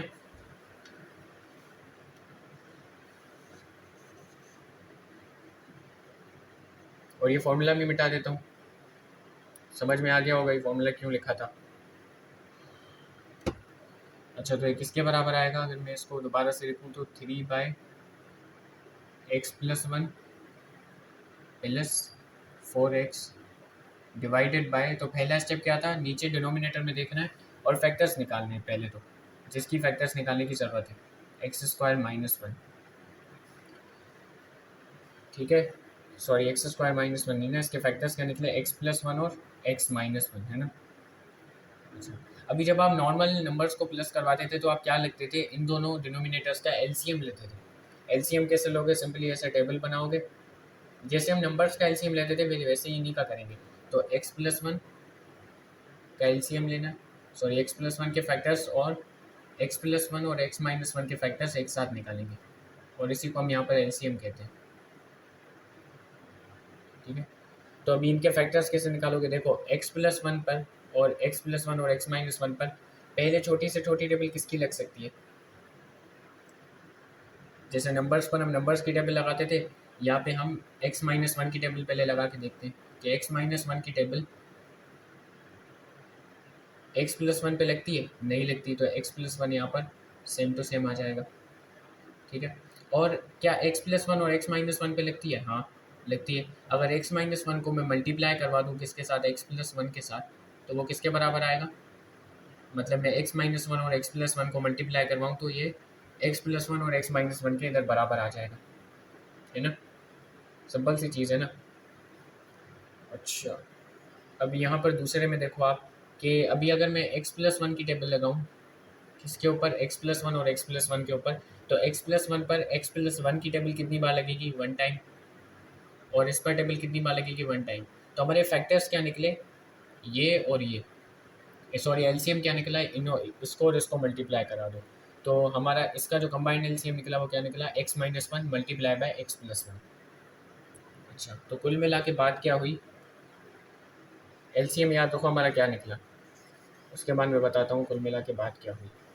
इस पार्ट को आप दो तीन बार देख लेना ताकि बात जहन में बैठ जाए फिलहाल के लिए तो। ठीक है, क्योंकि जितना ज़्यादा आप इस टाइप के क्वेश्चंस करोगे आपकी अंडरस्टैंडिंग उतनी डेवलप होगी। तो ये किसके बराबर आएगा? एक्स डिवाइडेड बाय, पहले थ्री प्लस फोर एक्स था ना न्यूमरेटर में, अभी हमने एलसीएम ले लिया तो इनको हम कंबाइन में लिख सकते हैं इसे। एलसीएम लेने के बाद x plus one X minus one. ठीक है, एलसीएम लेने के बाद था। अच्छा, अभी एक और चीज़ हमें करनी होती है कि न्यूमरेटर में जो फॉर एग्जांपल इसके साथ है, पहले इसको देखो यहाँ पर एलसीएम क्या है? X plus one multiply by x minus one. अभी इससे इसको डिवाइड करवा दो, क्या कर दो, इससे इसको डिवाइड करवा दो। तो जब आप x+1 और x-1 इससे डिवाइड कराएंगे किसको, x+1 से, तो आंसर क्या आएगा, देखो x+1 कैंसिल, x-1, वो x-1 ये जो ऊपर वाला 3 है उसके साथ मल्टीप्लाई करवा देना है, ऊपर वाला न्यूमरेटर। तो x-1 किसके साथ मल्टीप्लाई हो रहा है, 3 के साथ। ठीक है, और सेम चीज़ हमें 4x के साथ करनी है। 4x का डिनोमिनेटर क्या है, x+1 मल्टीप्लाई बाय x-1। अभी हमें इस एलसीएम के साथ इसको डिवाइड करवाना है, तो जब आप इसको इससे डिवाइड कराओगे तो आंसर क्या आएगा, 1, और ये 1 इसके साथ मल्टीप्लाई हो जाएगा।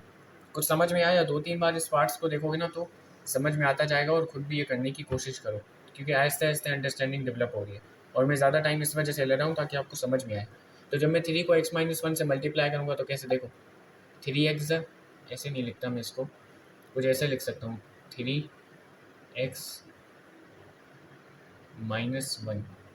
ठीक है, तो 3 मल्टीप्लाई बाय x 3x, और प्लस यहाँ पर है ना, तो प्लस माइनस 3 1 से 3, प्लस 4x इंटू 1 4x ही आएगा, है ना। डिवाइड में तो ये चीज़ें सेम चल रही है, x+1 और x-1। अच्छा अभी देखो 3x + 4x किसके बराबर आए, पहले इसको अरेंज करके लिख लेते हैं, थोड़ा सा अरेंज करके। कैसे कि x वाले जो टर्म्स है उनको एक साथ ले आओ फिलहाल के लिए, तो ठीक है, तो उसको मैं लिख सकता हूँ 3x + 4x - 3। ठीक है, नीचे क्या है, x+1 और मल्टीप्लाई बाय x-1। मेरी आवाज़ ठीक से आ रही है? अच्छा अभी थोड़ी कोशिश करता हूँ तेज़ बोलूँ। अब यहाँ पर गौर से देखो, यहाँ पर हमारा ये आंसर आने वाला है। 3x को 4x से प्लस करवाओगे तो आंसर क्या आएगा, 7x, और बचा क्या बाद में, -3 माइनस का 3 से डिवाइडेड बाय x+1 और x-1, और x+1 मल्टीप्लाई बाय x-1 किसके बराबर होता है, हमने देखा था अभी x² -1 जब हम फॉर्मूला लगा रहे थे। ठीक है, और ये इसी के बराबर होता है, तो हम इसको ऐसे लिख सकते हैं, और ये आ गया हमारा यहाँ पर फाइनल आंसर। तो 7x - 3 डिवाइडेड बाय x² -1। मैं चेक कर लूँ कि आंसर सही आया है बुक के मुताबिक। बिल्कुल सही आया। देखो मैंने बहुत ज़्यादा एक्सप्लेन कर दिया इस चीज़ को, बहुत ज़्यादा टाइम इस वजह से ले रहा हूँ क्योंकि अभी आप 9th में हो। 9th में हर एक चीज़ बतानी पड़ती है कि एग्जैक्टली हम कर क्या रहे हैं। ठीक है जी, तो आंसर इसका क्या आया, 7x - 3 डिवाइडेड बाय x² -1। उम्मीद करता हूँ कोई भी कन्फ्यूजन अभी बाकी नहीं रही होगी, और बाकी रहेगी भी तो वो आगे चैप्टर्स में, लेक्चर्स में कवर हो जाएगी। ठीक है, अभी दूसरा वाला सवाल कर लेते हैं। दूसरे वाले सवाल को सॉल्व करने के लिए मैं ऊपर वाली जगह भी यूज़ करूँगा, तो परेशान मत होना। सवाल हमारा ये है कि 1 डिवाइडेड बाई x² -1 को हमें माइनस करना है 1 डिवाइडेड बाई x³ -1। सिंपली हमारे अभी देखो हमें डिनोमिनेटर के पहले तो फैक्टर्स निकालने ही पड़ेंगे। ठीक है, क्योंकि उससे फैक्टर्स निकालने का फ़ायदा क्या होता है, चीज़ें सिंपल हो जाती हैं। अच्छा तो देखो सबसे पहले इसके फैक्टर्स फाइंड करने हैं, तो इसके फैक्टर्स मैंने फाइंड किए थे, x² -1 के क्या थे, x+1 मल्टीप्लाई बाय x-1। अभी x³ -1 के फैक्टर्स हम इस फॉर्मूला से कर सकते हैं। देखो अगर मैं 1 का क्यूब लूँ तो वो किसके बराबर आता है, 1। तो क्या मैं 1 की जगह 1 का क्यूब लिख सकता हूँ, बिल्कुल लिख सकते हो, इसमें कोई मसला ही नहीं है। ठीक है, अब x³ -1, अब ये x³ -1 a³ - b³ की तरह लग रहा है, तो इसको आप फॉर्मूला लगा के एक्सपेंड कर सकते हो कुछ इस तरीके से।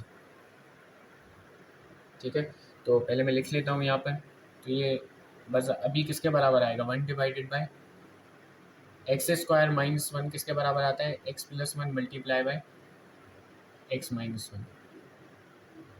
अभी माइनस तो यहाँ पर है ही, और 1 डिवाइडेड बाय फॉर्मूला के हिसाब से x³ -1, ये जो x है हमारा वो क्या है, a, 1 जो है हमारा क्या है, b, a³ - b³ का फॉर्मूला है a - b। a क्या है, x, और माइनस यहाँ पर b क्या है, 1, तो x-1। और इसी तरीके से आगे देखो a का स्क्वायर मतलब x का स्क्वायर, प्लस ए बी मतलब a को b से मल्टीप्लाई करो। a क्या है हमारा x और b क्या है 1, 1 into x will be x। ठीक है, और प्लस अभी बी का स्क्वायर मतलब 1 का स्क्वायर। ठीक है, 1 का स्क्वायर किसके बराबर आता है, 1 के ही ना, तो 1 आप लिख लो ऐसे। तो ये कुछ इस तरीके के अभी फ़िलहाल के लिए सिंप्लीफाई हुआ है।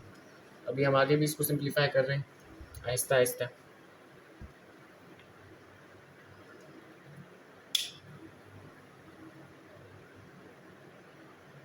अच्छा, अभी हमें क्या करना है, इसका और इसका एक साथ हमें क्या लेना है, एलसीएम लेना है। और ये चीज़ थोड़ी सी लंबी हो सकती है, तो फ़िलहाल के लिए क्या करो, सिर्फ फोकस करते रहो। तो जिस तरीके से बड़ी टेबल फ़िलहाल के लिए बनाओ आप, और x+1 x-1 एलसीएम लेने का तरीका तुम्हें बड़ा ज़रूर लग रहा होगा, लेकिन वही बेसिक तरीका है अगर तुमने नंबर से किया हुआ है तो।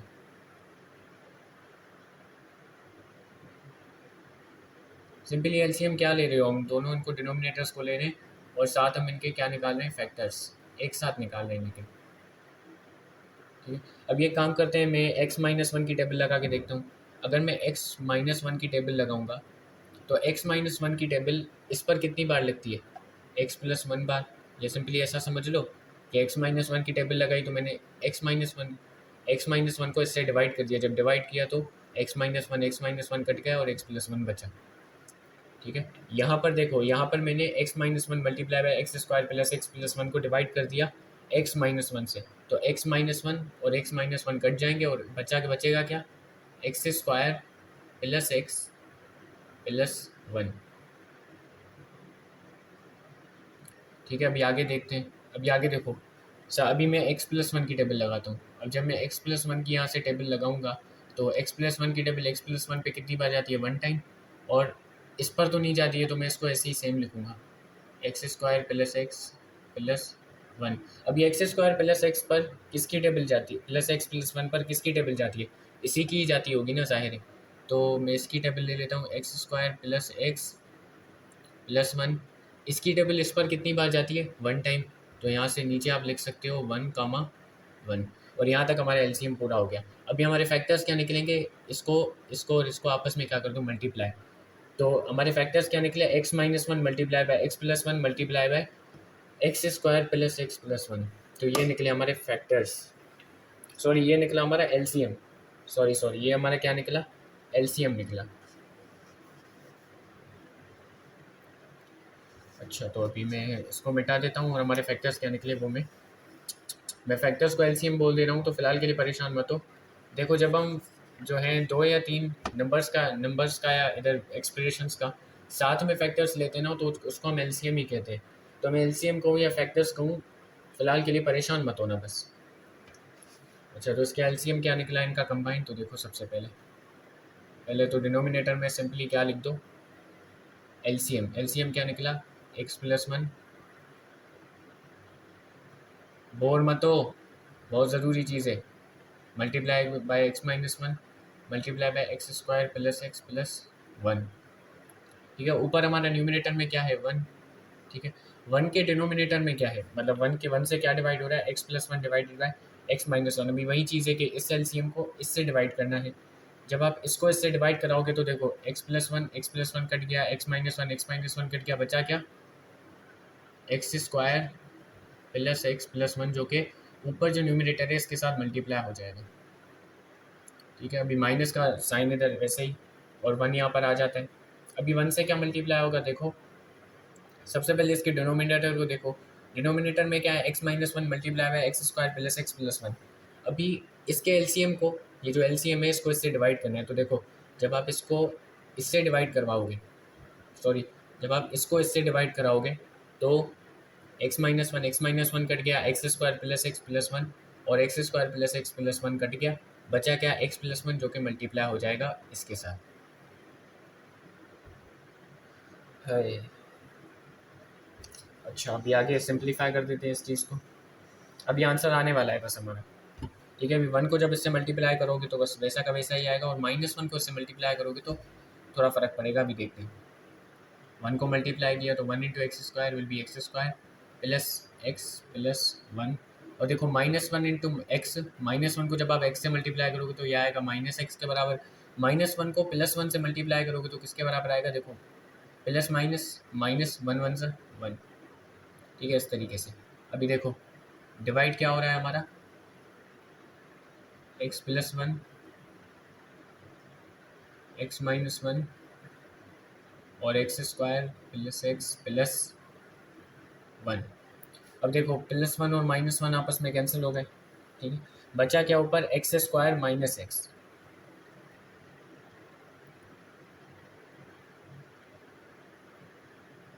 एक सेकंड, कुछ रह गया है यहाँ पर, नहीं नहीं sorry sorry sorry, plus one और माइनस वन आपस में कैंसिल हो गए। देखो यहाँ पर प्लस का एक्स है, यहाँ पर माइनस का एक्स है, वो भी आपस में क्या हो गए, कैंसिल। तो बचा क्या ऊपर, एक्स स्क्वायर सिर्फ बचा, ठीक है। तो इसको जब मैं मिटाऊंगा और ओवरऑल आंसर देखो, ऊपर न्यूमरेटर में क्या बचा, एक्स स्क्वायर सिर्फ बचा, और बाकी सारे तो देखो आपस में ही कैंसिल हो गए। तो ऊपर न्यूमरेटर में क्या बचा हमारा, सिर्फ एक्स स्क्वायर बचा, और डिवाइड और डिनोमिनेटर में क्या बचा, X plus one, X minus one और X square plus X plus one.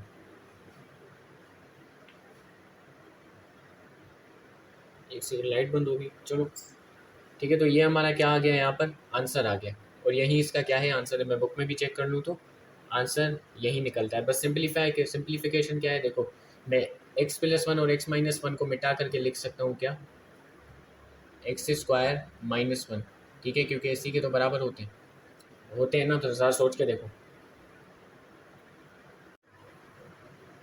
अभी हम ये सीख लेते हैं कि दो रेशनल एक्सप्रेशंस को आपस में मल्टीप्लाई कैसे करवाया जाए। वैसे ये बिल्कुल सिमिलर उसी क्वेश्चन के जैसे हमने एक रैशनल एक्सप्रेशन को उसकी लोवेस्ट फॉर्म में रिड्यूस किया था, स्टेप्स यहाँ पर वहीं लगने वाले, ठीक है। तो स्टेप्स के कौन से थे कि पहले जिसके फैक्टर्स निकालने की ज़रूरत है उनके फैक्टर्स निकाल लो, उसके बाद कॉमन फैक्टर्स को देखो, कॉमन फैक्टर्स को देख के उनको काट दो, ठीक है, उनका काट दो नहीं, उनको काट दो, समझी। अच्छा, सबसे पहले एक्स स्क्वायर माइनस नाइन का फैक्टर फाइंड करने की ज़रूरत है। तो एक्स स्क्वायर माइनस नाइन का फैक्टर कैसे निकलेगा, देखो मैं जल्दी जल्दी अभी करवा रहा हूँ। थ्री का स्क्वायर किसके बराबर होता है, नाइन के बराबर। तो क्या नाइन की जगह मैं थ्री का स्क्वायर लिख सकता हूँ, बिल्कुल लिख सकते हो। तो ये एक्स माइनस थ्री स्क्वायर हो जाएगा, x minus x square minus nine की जगह। इसके फैक्टर्स कैसे निकलेंगे, बहुत ही आसान फॉर्मूला आपने पढ़ा हुआ है, कौन सा, A square minus B square इसके इक्वल होता है A plus B multiply by A minus B. यहाँ पर ए हमारा क्या है, एक्स, बी हमारा क्या है, थ्री, ठीक है। तो ए प्लस बी मतलब एक्स प्लस थ्री, और ए माइनस बी का मतलब एक्स माइनस थ्री, समझेंगे, ग्रेट।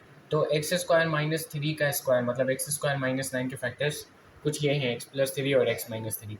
अभी इसके फैक्टर्स निकालने की ज़रूरत है, ये जो आप देख रहे हो x square plus x minus twelve, इसके फैक्टर्स निकालने के लिए आपको क्या करना है, मिडिल टर्म ब्रेक, जो कि मैंने सिखाया अभी आपको, उसके स्टेप्स याद करने को मैंने आपको कहा। देखो यहाँ पर कोएफिशिएंट क्या है, वन, वन को ट्वेल्व से मल्टीप्लाई करो, वन ट्वेल्व से वन, और ट्वेल्व के क्या निकाल दो, फैक्टर्स। अभी ट्वेल्व के फैक्टर्स कैसे, टू की टेबल लगती है 6 बार, टू की टेबल लगती है यहाँ पर 3 बार, तीन की टेबल लगती है यहाँ पर 1 बार। तो फैक्टर्स क्या निकले, to multiply by two multiply by three. अब हमें किसी तरीके से इनका सम या वो करके प्लस वन लाना है। तो देखो टू टू से क्या निकलता है, फोर निकलता है, और यहाँ पर थ्री बचा हुआ है।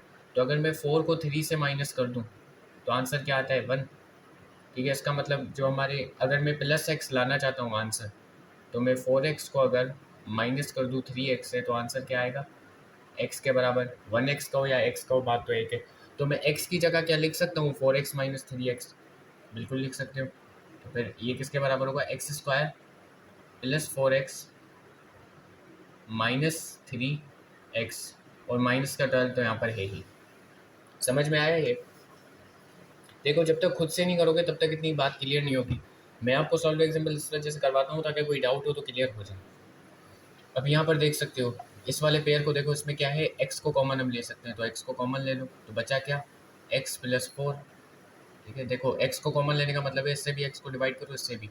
अब यहाँ पर हम माइनस का थ्री कॉमन ले लेते हैं, माइनस थ्री कॉमन लेने, माइनस थ्री कॉमन लेने का मतलब इससे भी माइनस थ्री को डिवाइड करो, इससे भी, इससे माइनस थ्री को डिवाइड करोगे तो आंसर क्या बचेगा, एक्स, इससे माइनस थ्री को करोगे तो माइनस माइनस कैंसिल, और आंसर आएगा प्लस का फोर यहाँ पर, ठीक है। अभी देखो एक्स प्लस फोर हमारा कॉमन है, तो हम इसको अगर कॉमन ले लें एक्स प्लस फोर को कुछ इस तरीके से, एक्स प्लस फोर तो अंदर क्या बचेगा, x बचेगा और माइनस का 3 बचेगा, तो ये बचेगा x माइनस 3।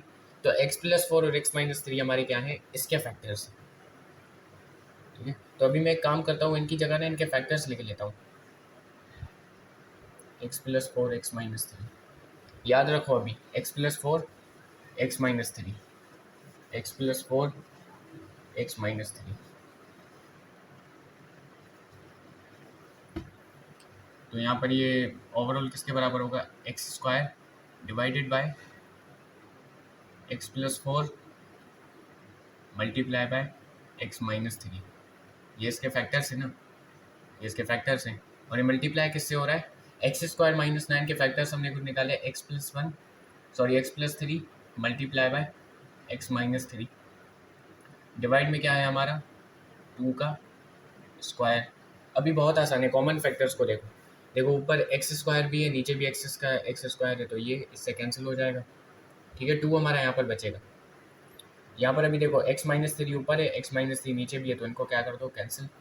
तो आंसर हमारा क्या आया, देखो अभी यहाँ पर 1 बचा हमारा, इसको रिमूव कर देते हैं, अभी से बात समझ में आएगी। एक्स स्क्वायर को काट दिया, ठीक है, ये भी यहाँ से मिटा दिया, तो बचा क्या, अभी देखो 1 इंटू एक्स प्लस 3 क्या आएगा, ऐसे लिख लेता हूँ, 1 इंटू एक्स प्लस 3 किसके बराबर होगा, एक्स प्लस 3 के, डिवाइडेड बाई 2 तो हमारा है, अब 2 को मल्टीप्लाई करेंगे एक्स प्लस 4 से, तो हम इसको ऐसे लिख सकते हैं 2 मल्टीप्लाई बाय एक्स प्लस 4। और बस यही है इसका आंसर। अभी मैं इसको चेक कर देता हूँ क्या आंसर हमारा सही निकला।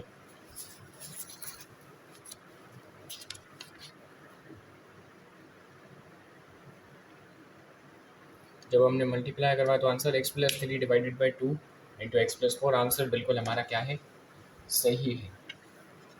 ठीक है जी, अभी हम ये काम कर लेते हैं कि दो रेशनल एक्सप्रेशंस को आपस में डिवाइड कैसे करवाया जाता है वो सीख लेते हैं, लेकिन वो भी बिल्कुल ही सेम होगा, बस थोड़े से स्टेप, एक स्टेप चेंज है, उसके बाद सारी चीज़ें सेम ही होगी। अच्छा, अभी इसको भी मैं जल्दी ही करवाऊंगा क्योंकि ये कोई मतलब कोई रॉकेट साइंस नहीं है, बहुत ही आसान है। एक बार मैं क्वेश्चन चेक कर लूँ क्या मैंने सही लिखा है, 3x minus 9y divided by 2x plus 10y। ठीक है, इस पूरे को डिवाइड करना है किसके साथ, x square minus 3xy divided by 4x plus 20y। अब देखो जब मैं 2 को डिवाइड करवाता हूँ 2 के साथ, तो डिवाइड को देखो, इस डिवाइड को मल्टीप्लाई में कन्वर्ट करने के लिए यहाँ पर जो नंबर है उसका मैं क्या ले लेता हूँ, रेसिप्रोकल ले लेता हूँ, और यहाँ पर जो नंबर है उसका रेसिप्रोकल लेना होता है, क्योंकि ये इससे डिवाइड हो रहा होता है, समझी। तो उसको मल्टीप्लाई की साइन में चेंज करने के लिए मैं मल्टीप्लाई तो यहाँ पर लगा दूंगा, लेकिन इसका रेसिप्रोकल ले लूँगा। इसका रेसिप्रोकल क्या है, 1/2। ये 2/1 है, तो इसको पलट देंगे तो ये 1/2 आ जाएगा। और 2 मल्टीप्लाई बाय 1 कितना आएगा, 2 डिवाइडेड बाई 2 का 2 से 2 कैंसिल हो जाएंगे और आंसर क्या आएगा, 1। वैसे इसको मैं डायरेक्टली 2/2 भी लिख सकता था, लेकिन कॉन्सेप्ट समझाने का ये था, जब मल्टीप्लाई को सॉरी डिवाइड को जब हम मल्टीप्लाई में कन्वर्ट करेंगे तो आगे वाले का रेसिप्रोकल ले लेंगे, मतलब न्यूमरेटर को डिनोमिनेटर में लाएंगे, डिनोमिनेटर को न्यूमरेटर में, समझी। अच्छा, तो अगर मैं डिवाइड को यहाँ पर भी इसी तरीके का रूल अप्लाई कर दूँ, divided by 2x plus 10y। अब ये डिवाइड है, इसको अगर मैं मल्टीप्लाई की साइन में कन्वर्ट करना चाहूँ, इसका रेसिप्रोकल लेना पड़ेगा, मतलब इसको नीचे ले आओ और इसको ऊपर ले जाओ, तो ये इसका रेसिप्रोकल हो जाएगा। ठीक है, तो ये हो जाएगा कुछ 4x plus 20y divided by x square.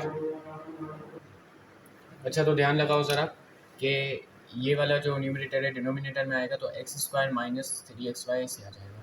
अब देखो ये वही क्वेश्चन है जो अभी हम सॉल्व करके आए हैं कि मल्टीप्लाई कैसे करवाया जाता है। सबसे पहले हमें क्या करना है, फैक्टर्स फाइंड करने, वही इसके फैक्टर्स कैसे फाइंड होंगे, 3x माइनस 9y। अब ज़रूरी नहीं है हमेशा वेरिएबल ही कॉमन हो, कभी नंबर भी कॉमन हो सकता है। देखो क्या हम 3 को कॉमन ले सकते हैं, क्योंकि 3 की टेबल 9 पर भी तो लगती है। तो देखो अगर मैं 3 का कॉमन ले लूँ तो अंदर क्या बचेगा, x माइनस 3y। ठीक है, देखो 3 को कॉमन लेने का क्या मतलब है, इससे भी 3 को डिवाइड किया, इससे भी 3 को डिवाइड किया, जो आया अंदर लिख दिया। ठीक है, समझिंग। अच्छा, अब यहाँ से मैं 2 को कॉमन ले सकता हूँ, अगर मैं 2 को यहाँ से कॉमन ले लूँ तो बचेगा क्या, x प्लस 5। कॉन्सेप्ट वही लग रहा है, कॉन्सेप्ट अगर समझ में आ गया तो फिर तो मैं मसला नहीं होगा। यहाँ से मैं 4 को कॉमन ले सकता हूँ, क्योंकि 4 5 से 20 आता है, तो देखो 4 को कॉमन लिया तो x प्लस क्या आएगा, 5y। अच्छा, अभी डिवाइड कर देते हैं इसको किससे, x square minus 3 x y. अभी देखो यहाँ पर भी एक्स है, यहाँ पर भी एक्स है, तो मैं एक्स को कॉमन ले सकता हूँ। अगर मैं इधर एक्स को कॉमन ले लिया मैंने, तो बचेगा क्या, एक्स माइनस 3y। ठीक है, अब देखो ये हो गया हमारा पहला स्टेप, हमने फैक्टर्स फाइंड कर लिए। अभी कॉमन फैक्टर्स को देखना है। देखो ये हमारा कॉमन ये भी, ये ऊपर भी है नीचे भी है, और सॉरी ये y था ना, यहाँ पर y में लिखना भूल गया, यहाँ पर भी है 5y आएगा, x plus 5y, x plus 5y नीचे भी है ऊपर भी है। और दूसरी चीज़ क्या, देखो 2 की टेबल 4 पर भी लग रही है। तो अभी कॉमन फैक्टर्स हमें कुछ आसानी से दिख रहे हैं। अभी कॉमन फैक्टर्स को पहले कैंसिल कर लो, इसको इससे कैंसिल कर दिया, इसको इससे कैंसिल कर दिया। 2 की टेबल 4 पर कितनी बार जाती है, 2 बार। ठीक है, अभी यहाँ पर क्या बचा, 3 बचा, यहाँ पर 2 बचा, और डिवाइड में हमारा क्या बचा है, x। तो मैं इसको अगर डायरेक्ट ऐसे लिखना चाहूँ तो बचा क्या है हमारा, 3 मल्टीप्लाई बाई 2। तो 3 2 से क्या आएगा, ऊपर न्यूमरेटर्स को मल्टीप्लाई करवा दिया, 3 2 से 6 डिवाइडेड बाय व्हाट, नीचे क्या बचा है, x। तो हमारा जो आंसर आ रहा है वो कुछ आ रहा है 6/x, और यही हमारा क्या है, आंसर है। इसको लोवेस्ट फॉर्म में इस तरीके से लिखा जाता है। ठीक है, ये हमारा हो गया क्वेश्चन। अभी हम अपने आखिरी क्वेश्चन पे चलते हैं।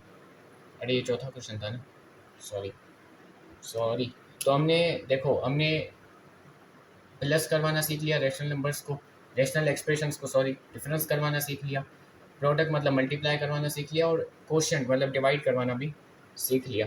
अभी हम एक लास्ट क्वेश्चन पे चलते हैं, उसके बाद आप तैयार हो जाओगे 3.1 एक्सरसाइज करने के लिए। ये हमारा आज का लास्ट क्वेश्चन, और देखो ये बहुत ही आसान है।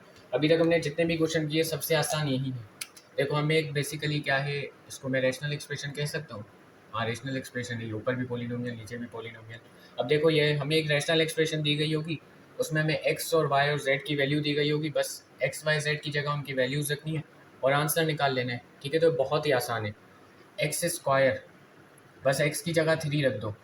ठीक है, तो 3x की जगह रखा और स्क्वायर एक्स पर था, तो स्क्वायर इस पर भी दे देंगे। ठीक है, प्लस y इंटू जेड, तो पहले y की वैल्यू रखो क्या है हमारी 2, z की वैल्यू रखो हमारी क्या है इधर -1। ठीक है जी, और डिवाइड में अभी यहाँ पर एक्स स्क्वायर का मतलब 3 की वैल्यू रख दी x की जगह, और स्क्वायर यहाँ पर आ गया, प्लस y का स्क्वायर, y हमारा क्या है 2, और y का स्क्वायर की बात करें तो मतलब 2 का स्क्वायर। ठीक है, अभी माइनस यहाँ पर आ जाएगा साइन, क्योंकि यहाँ पर भी है 7, तो इधर ऑलरेडी है 7, और उसके साथ मल्टीप्लाई क्या हो रहा है y, तो अभी y की मैं वैल्यू रख दूंगा, क्या हो जाएगी 2। अभी मैं z की वैल्यू रखूंगा, लेकिन पावर क्या होगी 4। तो ये बहुत ही मतलब एक इजी चीज़ है कि बस एक वेरिएबल की जगह उसकी वैल्यू पुट कर दी, जो वेरिएबल पर पावर है हमें वही पावर से नंबर्स पे लगानी है। सॉरी। अच्छा, तो एक बस एक काम कर लेते, पूरा ही कर देते हैं, इसमें रह क्या गया है। देखो 3 का स्क्वायर किसके बराबर होगा 9। ठीक है, प्लस अभी 2 मल्टीप्लाई बाय -1, 2 को जब आप मल्टीप्लाई करोगे -1 के साथ, तो देखो यहाँ पर प्लस है, प्लस माइनस क्या होगा, प्लस तो यहाँ पर आ रहा है ना, तो ये देखो प्लस माइनस माइनस, 2 1 से 2। ठीक है, तो मतलब 9 को मुझे प्लस करना है -2 के साथ, और ये हम कर लेंगे, अभी परेशान मत हो। 3 का स्क्वायर 9 के बराबर होता है, 2 का स्क्वायर 4 के बराबर होता है, माइनस देखो अभी यहाँ पर 7 में यहाँ पर लिख लेता हूँ, और सबसे पहले 2 तो यहाँ पर रहेगा ही रहेगा, और यहाँ पर देखो -1 की पावर 4 किसके बराबर आता है। अब देखो -1 है फॉर एग्जांपल, मतलब उसको आप क्या करो, 4 बार मल्टीप्लाई करो आपस में, 4 बार। अभी तुम देखो, मैं अभी बताता हूँ कैसे। -1 इंटू -1 कैसे, ये किसके बराबर आता है, +1 के, माइनस माइनस प्लस, और जो है माइनस माइनस किसके बराबर होता है, प्लस, 1 1 सा 1, और नीचे वाले जो दो 2 है उनको अगर आप मल्टीप्लाई करोगे तो माइनस माइनस क्या होगा, प्लस, और 1 1 सा 1, तो मतलब +1 को मल्टीप्लाई करो 1 के साथ, तो आंसर क्या आएगा 1। ये सिंपल सी बात याद रख लो, जब जब -1 पर पावर जो है वो 2 का कोई भी मल्टीपल हो। अभी ये छोड़ो छोड़ो भाई, ये रूल अभी तुम थोड़ा सा इधर उधर कर दोगे। बस सिंपल सी बात समझ लो कि जब पावर हमारी क्या हो, इवन हो, माइनस के नंबर पे के ऊपर पावर इवन हो, तो आंसर हमेशा क्या आएगा, पॉजिटिव। अब -1 पर जो पावर है क्या वो इवन है, तो आंसर क्या आएगा, +1। ठीक है, अभी सिंपलेस्ट वे में इसी को ऐसे डिफाइन कर सकता था मैं। अभी 1 जब इससे मल्टीप्लाई होगा तो कोई फ़र्क नहीं पड़ेगा, तो 1 को वैसे ही आप छोड़ दो। इस वजह से इस पर इतनी बहस की नहीं मैंने। अब देखो यहाँ पर प्लस है, तो पहले प्लस माइनस को आपस में क्या कर दो, सलाम दुआ करवा लो। तो प्लस मल्टीप्लाई बाय माइनस क्या होगा, -2 का 2 सेम, डिवाइडेड बाय 9 + 4 किसके बराबर होता है? 13 के। ठीक है, 13 माइनस 7 2 से 14। ठीक है, अभी देखो 9 - 2 किसके बराबर है हमारा? 9 - 2 हमारा बराबर होता है 7 के, है ना। और डिवाइडेड बाय, अभी देखो 13 - 14 किसके बराबर होगा? -1 के। अब 7 जब देखो, जब नीचे माइनस की साइन आती है ना, तो वो ऐसा समझो प्लस पे आ जाती है। ठीक है, जैसे आप देख सकते हो, जब 7 को डिवाइड करवाऊंगा मैं 1 से तो आंसर क्या आएगा? 7। इसी तरीके से अगर मैं 7 को डिवाइड कराऊंगा -1 से तो आंसर क्या आएगा? -7। तो आंसर क्या आएगा यहाँ पर? -7। तो अगर हम ये वैल्यूज पुट कर दें तो हमारी वैल्यू क्या निकलती है? सिंपल सी बात है, देखो जब हमने ये सारी की सारी वैल्यूज आपके सामने पुट करके देखी तो आंसर क्या निकला? -7। और फिर भी मैं ये वेरीफाई कर लेता हूँ कि क्या ये मेरा आंसर सही है।